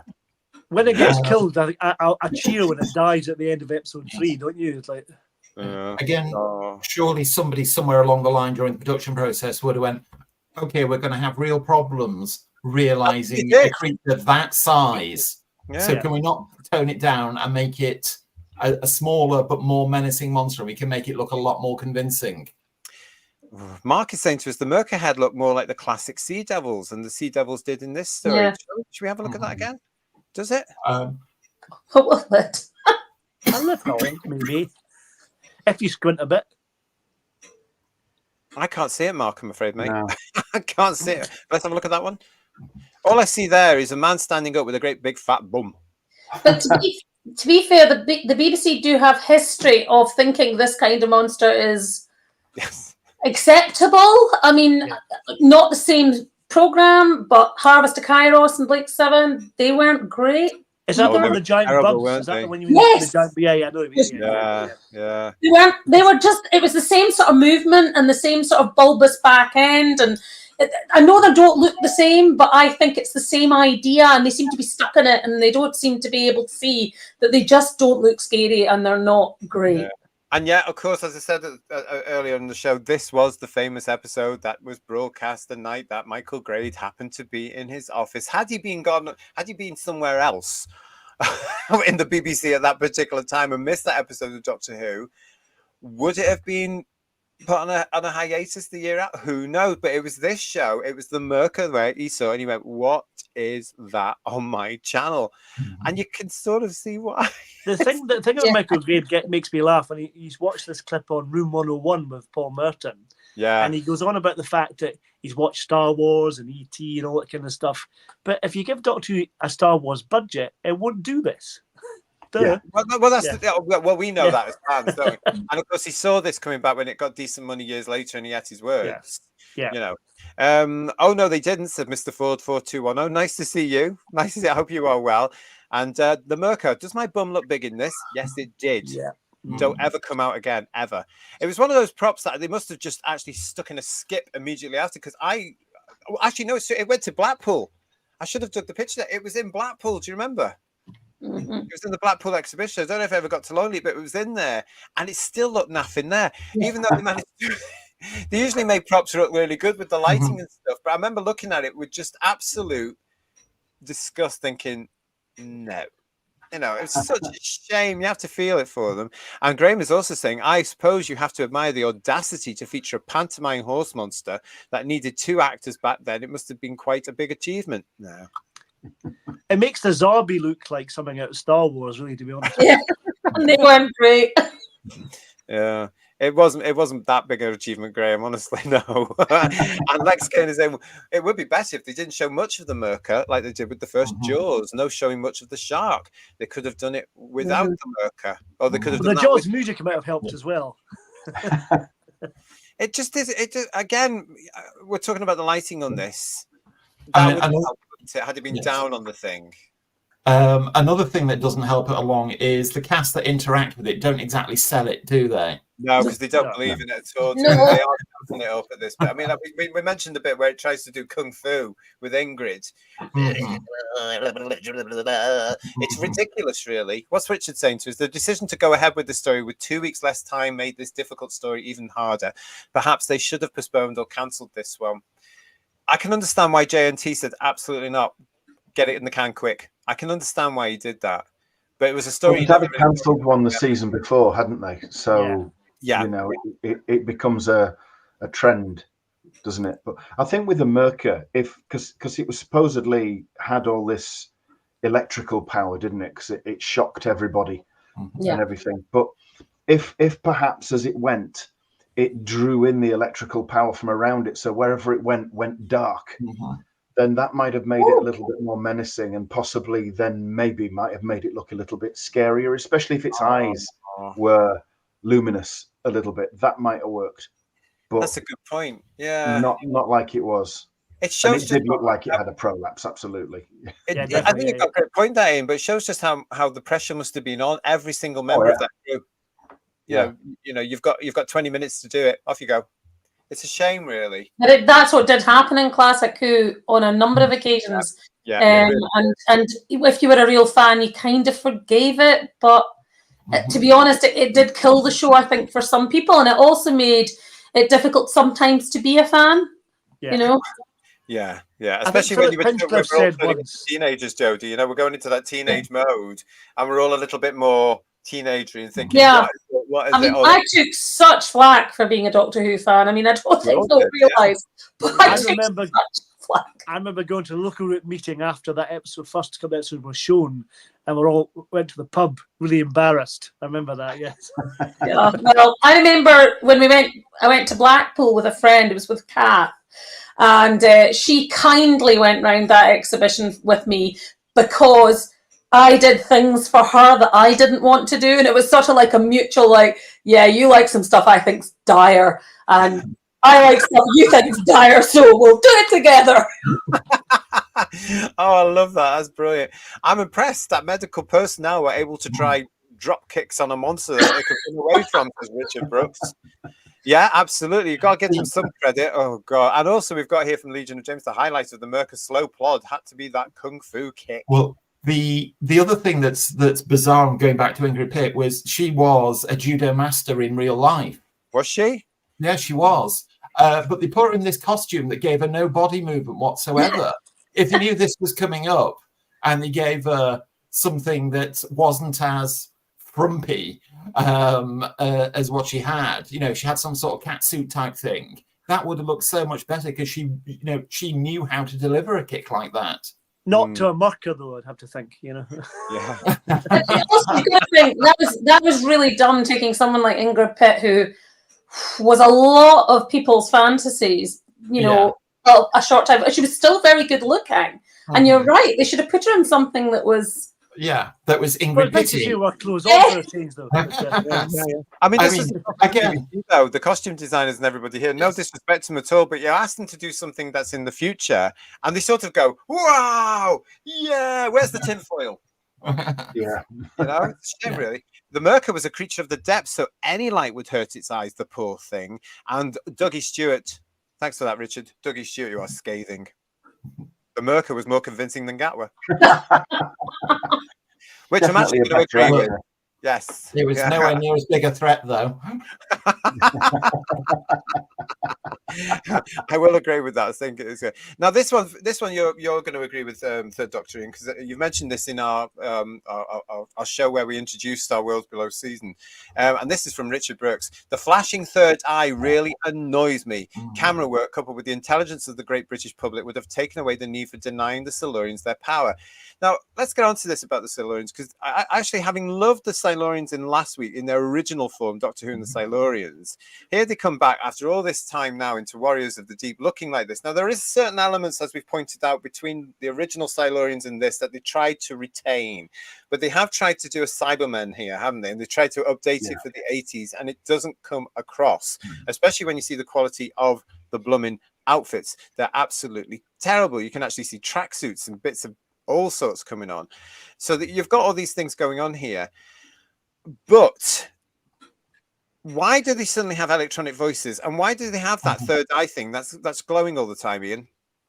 I have absolutely no idea, and I don't know why they've got this shell like a tortoise either. Yeah, it's how, when the Doctor has that conversation where he refers back to his original encounter and Iktar's heard of him and everything, it does suggest that he was in some way aware of what was going on with the other Silurian base, and yet they look so different.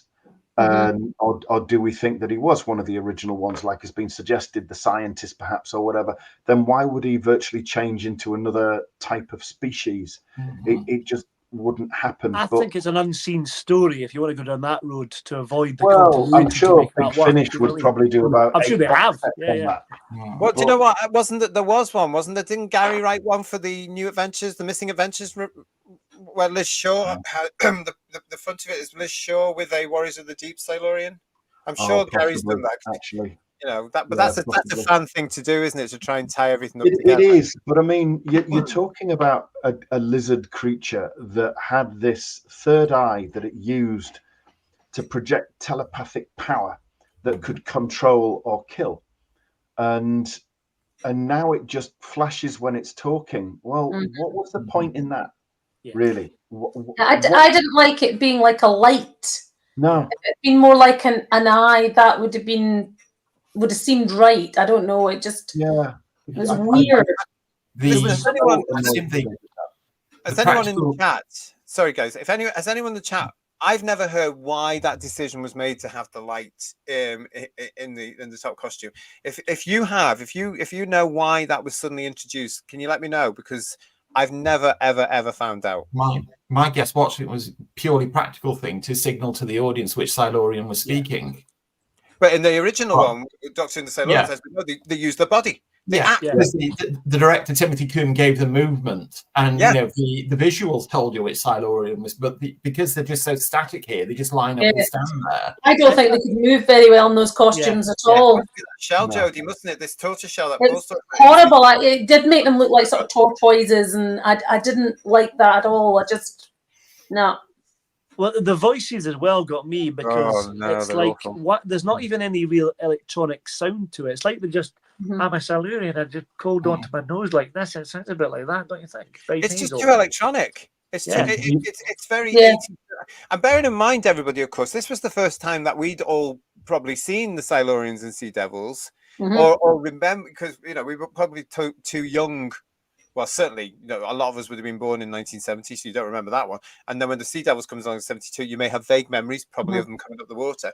So this is the other reason this story was important. This was exciting for us, because I remember thinking, we're going to get to see the Silurians and Sea Devils.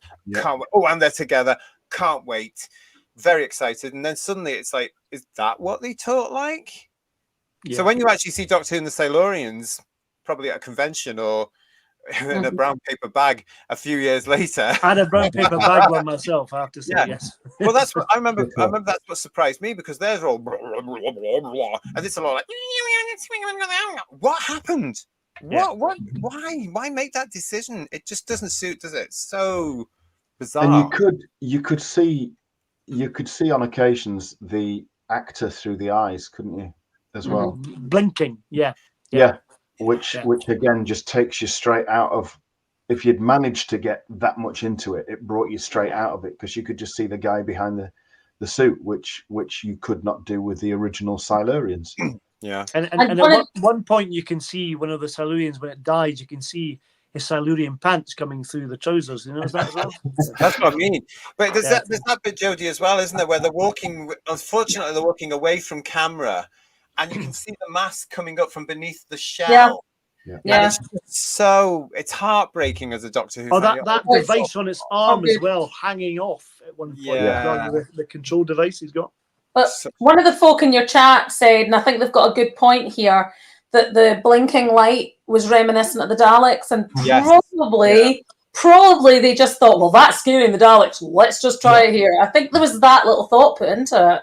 It's a shame, because I mean these aren't mechanical in any way. These Silurians are, as we've investigated, they're reptiles. Yes. So again, it's another one that we're all saying it. It's that little element there that's just slightly not right. It's over here. Yeah, it's such a shame. This is about. I'm going to say this. I've said this about new versions of Doctor Who. I'm going to say it about classic Doctor Who. This particular story. If you can't do them properly, don't bring them back. Yeah, so wasted opportunity, definitely. Yeah, it really is. Let's have a look. We've got Richard saying the light was to indicate who was talking. And Dino V, nice to see you. At the time, Warriors on the cheap made me realise I was only watching Doctor Who to see Janet Fielding. Well, fair enough. What he means. What does he mean there? I'm not sure about that. What's that about? Interesting. No. Babette Bombshell's joining us. The light was done because the Silurian lips didn't move. Misses. They didn't move. Full stop. No. And the Silurians had an organic sound to their voices, says Richard Brooks. In the original, these voices are too electronic. Yeah, they really are. And Stephen B is saying it was because the costumes looked the same. They flashed, so you knew which one was talking. It was so stupid. Another continuity element that was conveniently forgotten was in Doctor Who and the Silurians, as we know. The Silurians had to keep warm. They needed heat because they're reptiles. Now, I'm sure a sea base at the bottom on the ocean bed isn't going to be toasty warm. No. That could have been part of the story had they actually thought about it a bit more. That could have been the whole thing of how the Doctor realised, why does it suddenly get warmer in here? Oh, the missed opportunities that we discover when we do these reviews, guys. Do you know what I mean, Who viewers? It's heartbreaking, isn't it? And Tony in the Whoniverse. Thank you. Lovely to see you. Thank you for those pictures at the top of the show as well. Thank you. No one knew at the BBC what the third eye was for when Warriors of the Deep was being made. So the option of a light to indicate which Silurian was speaking was used instead. Was it simple as that, mate? Was that what it was? I think it was, but I just think it was really bad. How ridiculous, eh? Had nobody read The Cave Monsters? No. It does make you wonder. that total lack of attention to detail. It's just such a shame, Ian, that they didn't go through the original costume. Now, I know I had heard somewhere years and years ago that apparently the costumes, because they've been in the exhibitions and stuff, had warped a bit, but they could have just recreated them, couldn't they? They could have done them again slightly. Yeah, you know? The original design is wonderful. It really is. Absolutely, both of I them. mean, if elements of the original costumes still survive by then, which I think they did, they could have used them to make molds, to make new ones. Yeah. And Pete Saint was here. There would have been loads of photos of them. It's a strange decision to use it this way. Am I right in saying there's something in my mind that said it was done by Imagineering, the guys that did update the 1982 Earthshock Cybermen? I think so. Yeah. Richard. I'm sure it was, wasn't it? I thought it was Richard and his team at Imagineering that did them. I think it was. Yeah. Yeah. I mean, they're okay, but they're nothing. For an actor, it took away performance because they were cramped in a shell, and they should have had that. They nipped the kind of mouthpiece a bit as well. They look like parrots a bit, with a very odd-looking face. When you see them side on, they look really weird. Yeah. Richard's pointing out, I saw bits of tape, so did I. God, can you imagine what it's going to be like on the season Blu-ray? We'll all be going, oh, look, there's a bit of sellotape and there's a bit of this, and oh, look, it's going to be worse. So, in all fairness, that's something that's dogged the program from day one.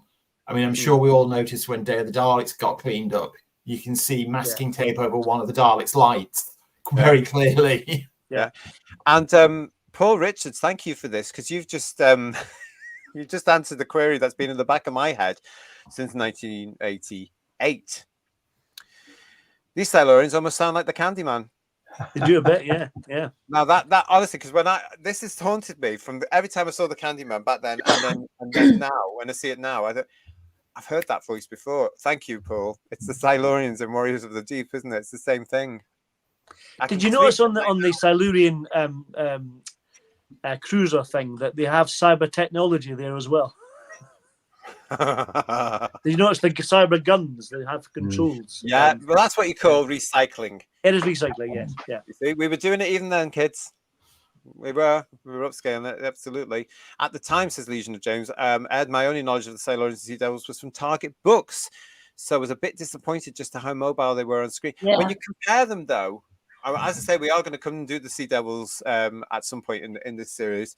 But when you look at the Silurians, when you look at the Sea Devils in the Sea Devils from 1972, they're doing backflips and all this sort of stuff. And this lot just like, oh, I don't want to go to school tomorrow. It's such a shame, isn't it? And Peter Davison gave an interview once where he did complain about having to run away from monsters that basically didn't move. Yeah. So I can't wait to do Frontiers anyway. But oh God, I love that story. Anyway, the third eye controlled their technology and could burn through rock. They didn't need the Sea Devils. Their third eyes would have been sufficient. What a shame they were lazy and spoiled them. Again, I think it was just that whole fan service, Richard, wasn't it? Of just saying, oh look, we've got the Silurians and the Sea Devils. Let's give the fans a thrill and let's put them together for the first time. Didn't work, unfortunately. Yeah. But it's like in New when they get lazy in New and they just decide to shove all the monsters in. I just think that ruins it completely. It just annoys me. Yeah. No, I think the thing that they did in this, they do in Nuhu as well, is over-designing things. That's the problem. Amare is agreeing with this. There would have been loads of photos for continuity. I haven't done it, costume fitting and then repeated during filming scenes. Absolutely. The new masks are too static. The originals wiggled and they make them more believable, says Richard. These sort of wiggle as well, but not properly, not in the right way that they're supposed to. So it's just that bit where you can see white t-shirts underneath and stuff. Oh, come on. Added to which, though, they were more than able to go and watch the original program from the BBC archive. They could have watched it at any time, black and white or not. They could have watched it, and they would have known what that eye was for. Yeah, absolutely. If you have 3 Silurians in a wide shot, you need the light so the audience knows which one of the 3 is talking. If the dialogue was carried only through body language, 2 would need to stop acting, says Babette Bombshell. And however, we've looked at Doctor in the Silurians, and you know who's talking there. In the last scenes of the Silurians, there's about 6 or 7 of them in that control room, and you know who's talking. Every time. Yeah, it's always going to be Ektar. He's the leader. Or Tarpok. I do think the biggest design sin with the Silurians and the Sea Devils in this one was taking the fins off the Sea Devils' heads. Yeah. Well, this is what that was just there he is. Yeah, that was just unforgivable. That was just so they could wear the samurai helmet. Which look really stupid. Was, they really do. Yeah. Why did they need a helmet? It was ridiculous. Just have them as they were. They're not too bad there. That's not too bad. It still doesn't look right. The back of the head still doesn't look right, though, does it? No. Did I read somewhere that the eyelids were made used to make used condoms to make the eyelids go up and down? Oh, I believe that's true. That. Well, Ask that's what Matt calls Urban, he'll safe tell you. blinking. Yeah, very safe blinking. Yes. Yeah. They're all very thin as well, these Sea Devils. They just don't work for me, these Sea Devils. I have to say, I'm really sorry to say they don't work. I mean, at this point, when I first saw them, I was quite excited as a 13-year-old. Then I was like, "Ooh, look!" Well, one piece of continuity that was observed: the Sea Devils are dressed, and the Silurians are still au naturel. Yes. Yes, that's true. Unless that there is their version, as somebody said before, of a sweater. A body warmer sort of thing. Yeah. Yeah. It looks too much like A armor to gilet. me. Yeah, The Silurians didn't have armor. It looks like something they were. Oh, we're going into battle. We'll put this on. Well, right at the very end, where one of them was Turlo shot one of them, and the shell exploded a bit, didn't it? And so it was definitely part of the body. Yeah, I think. Yeah. I thought the design idea was to give the impression they had like a turtle shell. It missed the point again, doesn't it? Really, they were looking at the wrong sort of influence. Well, the Sea Devils were nearer turtles than the Silurians were. Yeah. Mark is asking us, was it 10 years from the Pertwee stories to Warriors? A bit longer. A bit longer, yeah. This was 1983, screening in 84. Silurians was broadcast in 1970. Yeah. So a little bit longer, really. But again, it's that case. That's why we were all very, very excited. And then suddenly we weren't because we saw the thing. So it's such a shame, really. Warriors of the Deep was my first Sea Devil Silurian story, says Raymond. That's what I was saying. I wouldn't see the original 1970 stories until the late 1990s when they became commercially available. You know, I remember trying, Raymond, at a convention in around about 86, 87, trying to watch grainy episodes of Doctor Who and the Silurians in black and white, and just couldn't sit there with these other people who were determined to get through this, you know, with their flasks and their potted meat sandwiches. They were determined to get through the 1 or 2 episodes they had. Well, it wasn't that many. They were determined to get through. And I was just like, you couldn't see it. I was like, no, can't do this. Can't do this. It gives you a headache. It was just, and the sound was all that, you know, because it was one of those VHS of a VHS of a VHS of a VHS. As well. 400th generation, I think it's called. Yeah. Oh, the days, eh? We didn't know we were alive, did we? Really? Ultra crap definition. Yes. With a bend at the top of the screen. Yeah. Oh, always with a bend at the top of the screen. Yeah. People have no idea, do they? Really? No, I mean, it was we so suffered. crap, but you got so excited about it. It was fantastic. Yeah. Yeah, and you could get things from various fanzines like, oh, I've got this episode for 20 quid, and you send your postal order, and this video would come through, and you know, everybody, you know, your parents would be looking at you going, hello. Terrible. 20 quid. Yeah. Yeah, I remember paying £20 for something, and then it was all like, anyway. Hiya, Domgo. Nice to see you. The Silurians have only ever worked in the Pertwee story in 1970, and the same goes for the Sea Devils. Yes. That's not going to change anytime soon. Yeah.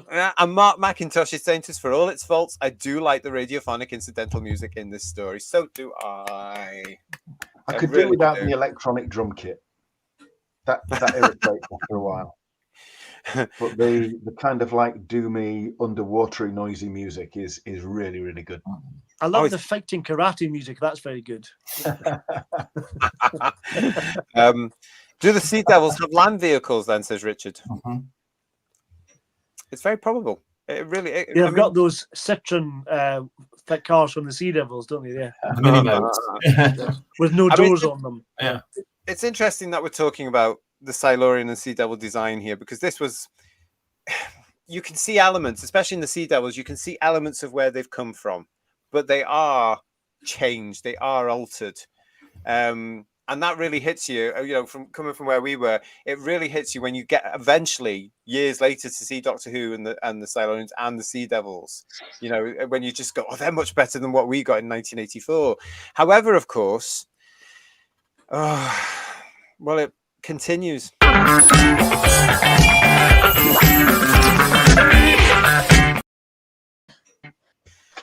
Next time here on the channel, as part of our Worlds Below season, we are going to be looking at the Matt Smith 2010 story, The Hungry Earth. And yes, ladies and gentlemen, boys and girls, that is a Silurian. This is the new Who version, as you know, of the Silurians. So join us next time on Who's Views as we really get to the bit about design. I can't stand them. It's no secret. I hated them. So we're going to be talking about all those in that one because I prefer the monster look. For whatever we're saying about the monsters or the versions of them here in Warriors of the Deep, I will prefer that in Doctor Who any day, especially with the budget they've got today to make it work. And what they can do with. We saw, the designs they were going to do for that show. We will repeat those next week. Who'd have thought that a bit of cotton wool and some straws could affect a missile? That's what it looks like in that picture. It looks like one of the, the things that you got with Ludo that were like dice inside them, and you pushed them. The clicky dice thing. I know the one you. Yeah. Can you still get them? I used to love those poppy. Yeah, they were great. Yeah, you can still get them. Can you still get them? Oh, B&M, here I come, I tell you. To me, it looks like somebody dropped a birthday cake and they scraped it up. Yes, from the BBC canteen, probably. Yeah. Oh, that'll do as a prop. Throw it into Doctor Who. I want to talk about the end. You mentioned it before, Ian, didn't you? I want to talk about this end. This is a pretty gruesome end, isn't it, Who viewers?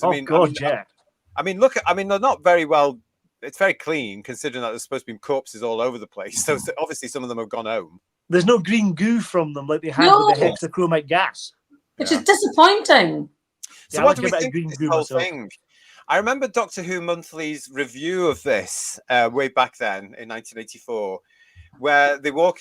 Doctor Who Monthly, I can't remember who wrote the article now, but it basically politely criticized the fact is, and then they walk into this particular room, and the Doctor says, "Oh, look at all this gas that's lethal to marine life." And then Doctor Who Monthly's reporter went, "Handy, if the Silurians and Sea Devils come along." Yeah, that's going to be used later on. Yeah. It was very Dixon Machina, wasn't it? It's a bit like in the Batcave where everything's labelled, isn't it? It's a bit like that. The 60s Batman, Anti-Silurian spray. Exactly. Yeah. Well, I mean, this whole thing, it comes to a climax, doesn't it? In Warriors of the Deep. You've got the Silurians and the Sea Devils who have decided, right, they can't commit the genocide, so they're going to let the humans do what they're doing. They're going to play out the war game for real. Bang! And they're going to annihilate each other. And then the Silurians and the Sea Devils can live at peace with themselves. That we didn't do anything. It wasn't down to us, mate. When the Time Lords come knocking on the door, whoever, So you've got all that going on. So that's one element of the drama. And then you've got you've got the hexachromic gas going around here. So that's happening. The Doctor's pleading with Iktar to say, you are the last of this triad from wherever they've come from. Is there too much going on here? What do you think? There's quite a bit, yeah. Quite a bit. But none of it generates any tension or drama. No. It follows a James Bond film a little bit, doesn't it? Where the baddie is trying to instigate a nuclear exchange between two superpowers. But yeah, like George says, those films build up a bit of tension, and you're just doing exactly the same thing in a more claustrophobic environment. You could get that tension, but you just don't. Yeah, and you can forgive the ever so handy auto-destruct button on the other side of the piranha pool. Yeah. Well, having said that, even Davros labelled these buttons as well, didn't he? I know he did, didn't he? Destruct. Good old British tally as it used to be there. I mean, Warriors would have been improved with a piranha pool, wouldn't it? I mean, what if that pool at the end of episode 1 had piranhas in it? Design of a dinosaur fish from We the get Colin prehistoric Baker about a year too early, though. That's the thing. Oh, yeah. Sadeko is saying to us here, I hate the way this ending just shows the Doctor as a failure who somehow refuses to act until it's too late.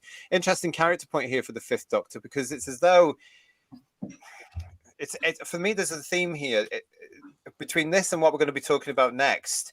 There's that element of Doctor Who and the Silurians where the Doctor is caught in the middle of a species he really respects and wants to have peace with, and the humans who he adores at this point. You know, it's a repeated idea, and it doesn't play much. But he gives in quickly to the idea of wiping them out, though, with a gas, doesn't he? He's like, "Oh, let's just gas them. It's fine." Yeah. He does try to resist, but it is out of character for the Fifth Doctor. This is more Sixth Doctor in a sense, isn't it? Just say, right, release it. The Sixth Doctor wouldn't have had any qualms about this. So maybe this is foreshadowing what he's about to become as well. Maybe that's what, later on when the Sixth Doctor says, I was on the point of becoming neurotic. You just get the feeling, though, they didn't know how to finish it. And so... I'm glad you said that. Yeah. Build up so to they that. The light should have been run out of time at the end, We'll go for the gas. Yeah. And it's a gas that doesn't affect humans at all. How lucky that was, It's very, very handy. Or Time Lords. Yeah. Oh, Time Lords. Yeah, I mean, yeah, why not? Did he have his celery? Oh, no, he didn't. It wasn't there, was it? No, his celery got very, very limp at that point, if you have noticed that. Yeah. That would have been camp, though, if he turned up in that new outfit with a stick of celery still there, wouldn't it? That would have been fun. Sadeko is continuing here. Also, while some fans may quibble about whether the Doctor should use the gas or not, the fact is he doesn't even let the humans know it's an option. It makes the Doctor come off despicable. This is all very, very interesting stuff, isn't it, Sadeko? For the fifth incarnation here, he is slightly different here. It's as though he's becoming a little bit more, not confident exactly, but a little bit more. You mentioned arrogant, didn't you, earlier? Yeah, there I is think something going on here. He's arrogant. He's sarcastic. He's cheeky. He definitely got more of a character than he had to the previous two series, I think. Yeah. Just as a sideline here to Dougie, I saw your quote here. Have you done the Awakening from this season, and will you? We haven't yet, and yes, we will. We'll be doing that at some point. You have to stay with us. Make sure you are subscribed. At some point, we're going to do them all. And then what we'll do is we'll go back and do them all again. Yay! We're just doing a different order because we'll be a little bit older then. Well, they will be. I'll be like Cher. I'll be plastic forever. What else we got here? The Fifth Doctor, says Richard Brooks. The Fifth Doctor is a young traveller who just wants to explore. He doesn't want to be the hero. And this story exposes the error of this choice. I also think as well that I don't know about you guys, but this is the start of season 21, as we know. This is the fun finish, I think, for the Fifth Doctor, because here, everything that sort of, there's something that happens in every story here, which he has a sort of guilt complex about. Whether it be Tegan leaving, or the Daleks doing this, or the Master in Planet Shara's Drek. Yeah, all this sort of stuff. I'm going to put this out there to you. Could this actually be one of these original things that RTD and Moffat love now, where you've got a season theme and it just wasn't that big? Could it be actually there is a sort of element here where they thought, right, throw everything at him because he's going? Do you know what I mean? Yeah. Could it be that? Could it be a character arc, as we call it these days, whose viewers? What do you think? Yeah, because they even have destroying the TARDIS in it, don't they? Yeah. Taking his home away. It's something to think about, isn't it? You know what I mean? Because it's only in the last few years when I've started looking at season 21, thinking there's some elements here, because the Fifth Doctor is slightly different. And yes, we know that would be part of Peter's performance. He's more relaxed here because he knows that there's the exit. Yeah. Well, I love him in Frontios when he's back to the old man and a young man's body stuff that he did. That was brilliant. Really well done with the glasses and everything, being more like a professor and stuff. It's really, really good, Yeah. My name is Charlie. Sorry, I'm late. Have you got to the Myrka yet? Yes, we have. We have talked about the Myrka, but just for you and just despite the Who Tested panel. What? Here I am, come to save the day. There you are. There's the Myrka, and I'm going to show this one for you where he shows his bottom again. So he's Yorkshire now, JT. You could well be. You could well I remember. It doesn't have to be. He could be from Liverpool. It could be from Glasgow. It could be anywhere he wants to be. So thank you for that one. That's nice. And Paul is also saying to us, "Hey, look, Peter is much stronger in this last year." I definitely think Paul, it's confidence because he knows he's going, I think he's happier in this season simply because he's leaving. That's my opinion. Peter, if you're watching, is it true? Because I just think he's more relaxed. Well, when you get to Caves Rantazani, he's superb in that. He really is. Oh, yeah. Sublime. Yeah. Peter Davison is an actor in loads of other things. I really enjoyed his performances. I mean, the one that always springs to mind for me, if anybody's ever seen it, it's A Very Peculiar Practice. Oh, I think he's absolutely fantastic in that. You know, he was great in Campion, The Last Detective. When he plays, GT, help me here. Which one? Sorry? Peter Straight and Small, the original. Tristan. Yeah. But as the Doctor, I just do not think he has the presence that all of his predecessors had. I also think he suffered from the fact that Tom Baker was so beloved. And for a whole generation when he left. Yeah, I mean, they were whoever was going to take over from Tom, they were huge shoes to fill. They really were. Yeah. Really. But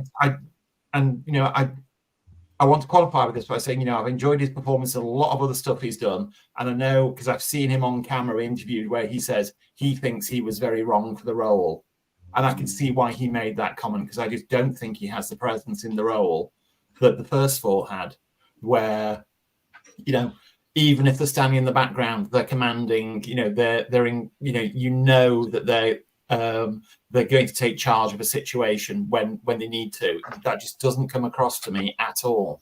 It's interesting you say that, George. When he came back for Time Crash with David Tennant, I thought he stole that episode, that mini episode.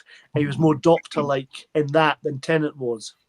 I think this is the other part I make about. I mean, I love Davison's portrayal of the Fifth Doctor. I really do, and I really enjoy. And I think at the time he was absolutely brilliant because he's so 80s. You know, I mean, season 19 is a breath of fresh air. Season 20 is still exciting. This one is different again for whatever that elusive reason is. 21 is different again.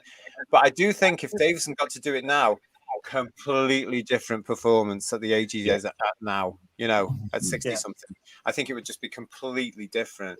But I've got a lot of respect for Peter Davison. I've always said in my mind, he's one of the first actors of that generation, or that they knew television because they were the first actors to grow up with television. Do you know what I mean? It was there for them. So they knew what television was. And Peter, for me, he certainly has that eye, always had that eye to say that should work in television. This isn't theatre. So there was a change coming in with that generation, I always think. I don't know what this is about. Poor Richard is saying Sutek is in a top of the hat stand in front of you, Austin. What does that mean? I wonder. And maybe the Myrka was Sutek taking a break from riding the TARDIS, says Domino. Shame that door didn't land on top of Susan Twist, isn't it, really? We're not going into that one. Oh, God. Yeah, we talked about that on Headlines. If you want to know what that's all about, I'm trying not to think about it because I hate it. Don't put it into my head. And Dalek, I actually started to like Davison at this point. He was more confident and a darker portrayal. Yeah, especially in things like Frontios and the Dalek one. It's interesting, actually, as well. As we mentioned that's the other thing I actually thought. Here he is in Warriors of the Deep with the Silurians and Sea Devils. He doesn't play it as he does with the Daleks. With the Daleks, that's a real threat. And he understands the history of the Daleks there. So he plays it in a different way, as I suppose you would if you're taking on an iconic baddie. But for us as fans, I wonder if he actually went and looked at the Pertwee ones, because I don't think he did. I think he just went, right, okay, the Doctor's met them before, I'll play it this way. Do you know what I mean? I mean, he's more sympathetic to the Silurians than he is to the Daleks, isn't he, to be honest? I have to say, one time to Peter Davison genuinely annoyed me. If you've got the season 9 Blu-ray box set, he does Behind the Sofa. Yeah. And he spends a lot of time being very, very critical of John Pertwee as the Doctor. And making some very, very swiping comments about him. Is he doing it in a jokey way, though? Is he serious? Because he does that all the time. It comes across as being serious, and I'm sitting there going, just where do you get off? Well, he said that Pertwee plays it very straight all the time, and there's no humour in it, things like that. But there's lots of humour in Pertwee's performance. Lots of it. Yeah. Oh. No, wait, look, to My Name is Charlie. What? Davison Descent? He was hugely popular at the time. We're not saying that. He was huge, and it was Davison especially that helped Doctor Who to get those stellar ratings. Because as soon as he comes in, of course, they move it to the twice a week. Bang. Huge ratings. 8-9 million on some of the episodes, and that was partly because Davison was popular and people wanted to see it, and more importantly, the British public stayed with him. So good to them. Good for them. He was a successful Doctor. So we're not going to. No, we're not. But it was a big sea change from Tom Baker, and I think people forget just how different it was at the time, and it took a while to adjust to that. Yeah, it really did. And actually, again, back to Sudeiko, he's making a similar point here. This is why it makes no sense to me to do a story like this. After Tom, you'd surely want to build a new Doctor Who that comes off as a champ. This does the opposite. Yeah. That was deliberate, though, wasn't it? I remember Nathan Turner actually saying that he wanted the Fifth Doctor to be flawed and fallible and not vulnerable, superhero-ish as Tom had become. But to me, the characterization was just bland. Right. I think part of the problem was J&T wanted to get rid of all the humour as well. And in season 18, they got rid of all Tom's humour. And I think Davison tried to get humour into his stuff, but couldn't get it because J&T was anti kind of, sort of Graham Williams era type stuff. And that's such a shame because the humour of Doctor Who is brilliant, Yeah. I think had Peter been allowed to get more of that humour, because we all know what Peter's humour is like. Yeah. It's quite dark. It's quite I suppose it would be controversial these days, but I just think it's humor. I just think it's funny, and it would have been nice to have had his Doctor be able to make that odd joke that Peter would have been. It's hindsight's a lovely thing, though, isn't it, everybody? It is. Yeah. Especially when we had nothing to do with what they had to do at the time. As fans, we're very good at criticizing all this. But Babette Bombshell is saying to us, Davison's Doctor was much more vanilla than the other Doctors. In this last season, they wanted to cure this. Yeah, it's very probable. What's a successful Doctor? It's been so long, says Domgo. Well, we wouldn't know in this era, would we? Not since Capaldi. Yeah, so we don't know anymore. So yeah, we've got all that there. Thank you very much for joining us, everybody. It's great to get all your comments, and I hope you've enjoyed Warriors of the Deep. Hope you enjoyed watching it. So it's good to reminisce, isn't it? Don't forget, we are going to be doing scores on the TARDIS doors in a second. So get ready to put your scores out of 10 into the chat. Actually, start doing it now as I play this.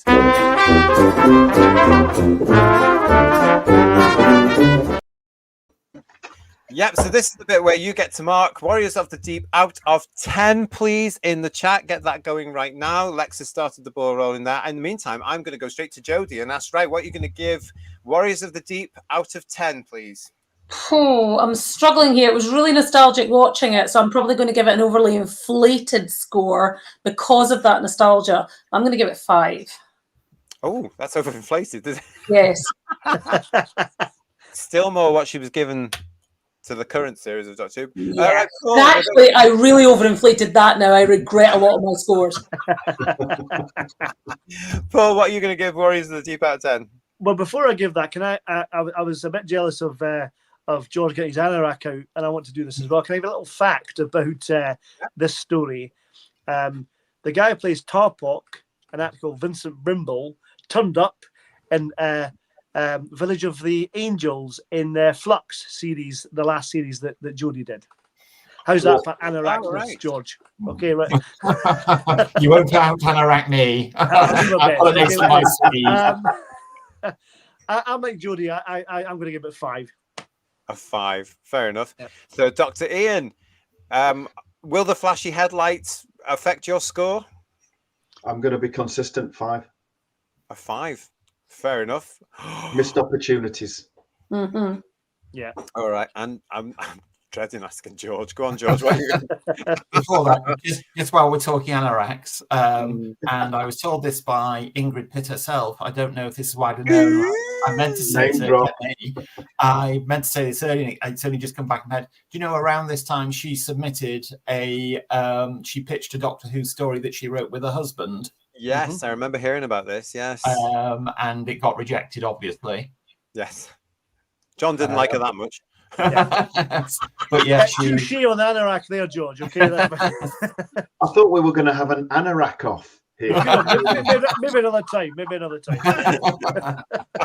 But scores on the TARDIS doors. Well, the whole thing for me was just an uphill slog to get through it. It was just so uneventful, so bland. I could see so many missed opportunities. I mean, factoring in the fact that it was a very troubled production, all the rest of it. it was just, I mean, I watched it yesterday and I'm struggling to remember anything about it apart from the model work. I'm afraid it's a 3 out of 10 from me. Ooh, poor old Warriors of the Deep. Bless it. Right, okay, out of 10 for me. Do you know what? I was so excited in 1984, and this is one of these episodes, guys, which I will revisit on the DVD, and that whole thing comes back to me. I just remember those feelings of, oh, it's a new year. Oh, it's a new season of Doctor Who. Oh, bugger, Peter Davison's going to leave in this one. You know, all that sort of stuff coming on. I can watch this quite happily. It's by no means my favorite Doctor Who ever, but I can watch it happily, although I do drift around about episode 3. Yeah. I'm going to give it a 6. A 6 out of 10. But my favorite thing is the score. Don't forget, we are going to be looking at the musical scores, the soundtracks to these episodes. That's coming up very, very soon. Keep in touch with us, and we'll let you know when we're going to be doing it. Let's go and see what they're doing here. For the scores on the TARDIS stores, Lex is saying 8 out of 10. It would have been 10 just because of bright lighting that was too bright. Lots of guest characters killed off. The Doctor's line, what have you been eating? It should have been another way, so 8 out of 10. Legion of James is agreeing with you lot with a very mid 5 out of 10. Thank you for that one. Mike is saying it seemed very rushed, so 4 out of 10. Richard is giving it 8 out of 10. Good for you, mate. Glad you really, really enjoyed it. And Steve Braddock is saying Davison had some not so good stories, but most are good. Some are classics, a great legacy. Richard Brooks is therefore giving 6 out of 10 for Warriors of the Deep, and Babette Bombshell is a solid 4. Dougie Stewart giving it a solid 7. And John, 6. John Mason's giving it 4 out of 10. There you go there. 6 out of 10 from Tony and the Hooniverse. Thank you, mate, for joining us. Pete is giving it a 5 out of 10. And Sheila B and the Devotions is giving it 4 out of 10 from memory. Again, 4 out of 10 from Raymond. So you see. There we go. It's a good laugh, says Domgo, so I'm going to give it a 6. I'll give it 5 I'll give it 5 out of 10 because it's very amusing, says Paul Richards. 7.5 for My Name is Charlie, just for the nerve gas of it. Well done. We see what you did there. Dalek Eye, 5 out of 10. Not the best, but better than anything from the recent season. Round of applause for that one, I think. Yeah, I mean, I would watch this any day over the nonsense that's going to be today. And this one's made on 50p, and the other one's made on millions, you know. Mark McIntosh, thank you for joining us. 6 out of 10. Stephen is now saying Warriors of the Deep for the model effects, the music, and the TARDIS team. 5 out of 10. Okay, thank you very much. Have we got any more for any more? Will the Myrka ever return? Paul's asking you. No. Only as a Well, it character kind of did in exclusive. Legend of the Sea Devils, but wasn't named as such. So. Yeah. Oh, really? Oh, yeah. And Davison's short hair was very alarming at the time. I remember that scene in the TARDIS when on that night in 1984. I thought, oh, that's a real serious haircut. But that was part of the excitement. It was like going back to school. Everybody had new haircuts. Mark is saying 5 out of 10. Beneath the ocean, silent keep, where shadows of the past still creep. Ancient beings wake from the sleep in the tale of Warriors of the Deep. And that's why he's our resident Who's Views Poet Laureate. Thank you for that, Mark. I give that 7 out of 10 for the poem, at least, yeah. I'd give that 10. I love that one. Oh, here we go. So we've got Peter Venkman fan site 7. It hits most spots. The attack and conspiracy could have played better. Totally agree. And here's a first for proper Doctor Who, as I call it, classic as a lot of you call it, because Sudeco 24 is giving it 0 out of 10. I just find it an exercise in misanthropy. Somebody scored it lower than me.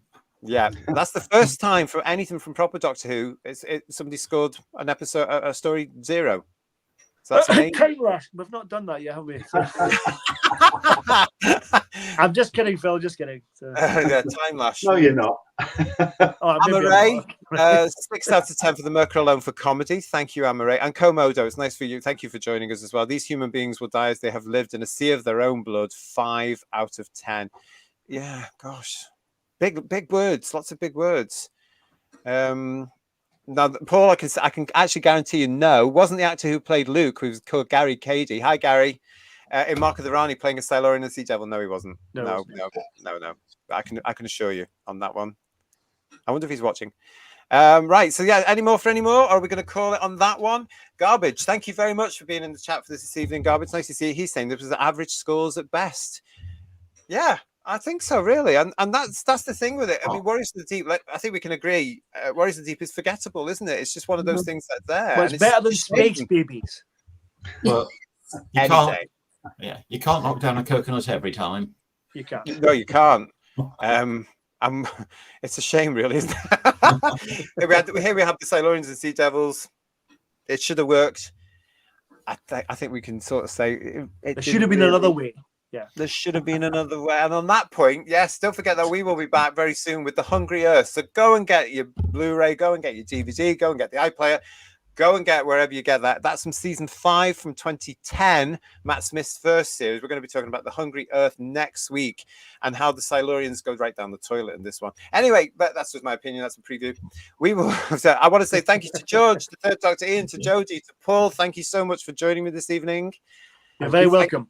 Thank you very much for revisiting the Myrka. So we'll see you all next time. Make sure you subscribe to the channel. Please give the video a like. Put any comments you want for us down there as well.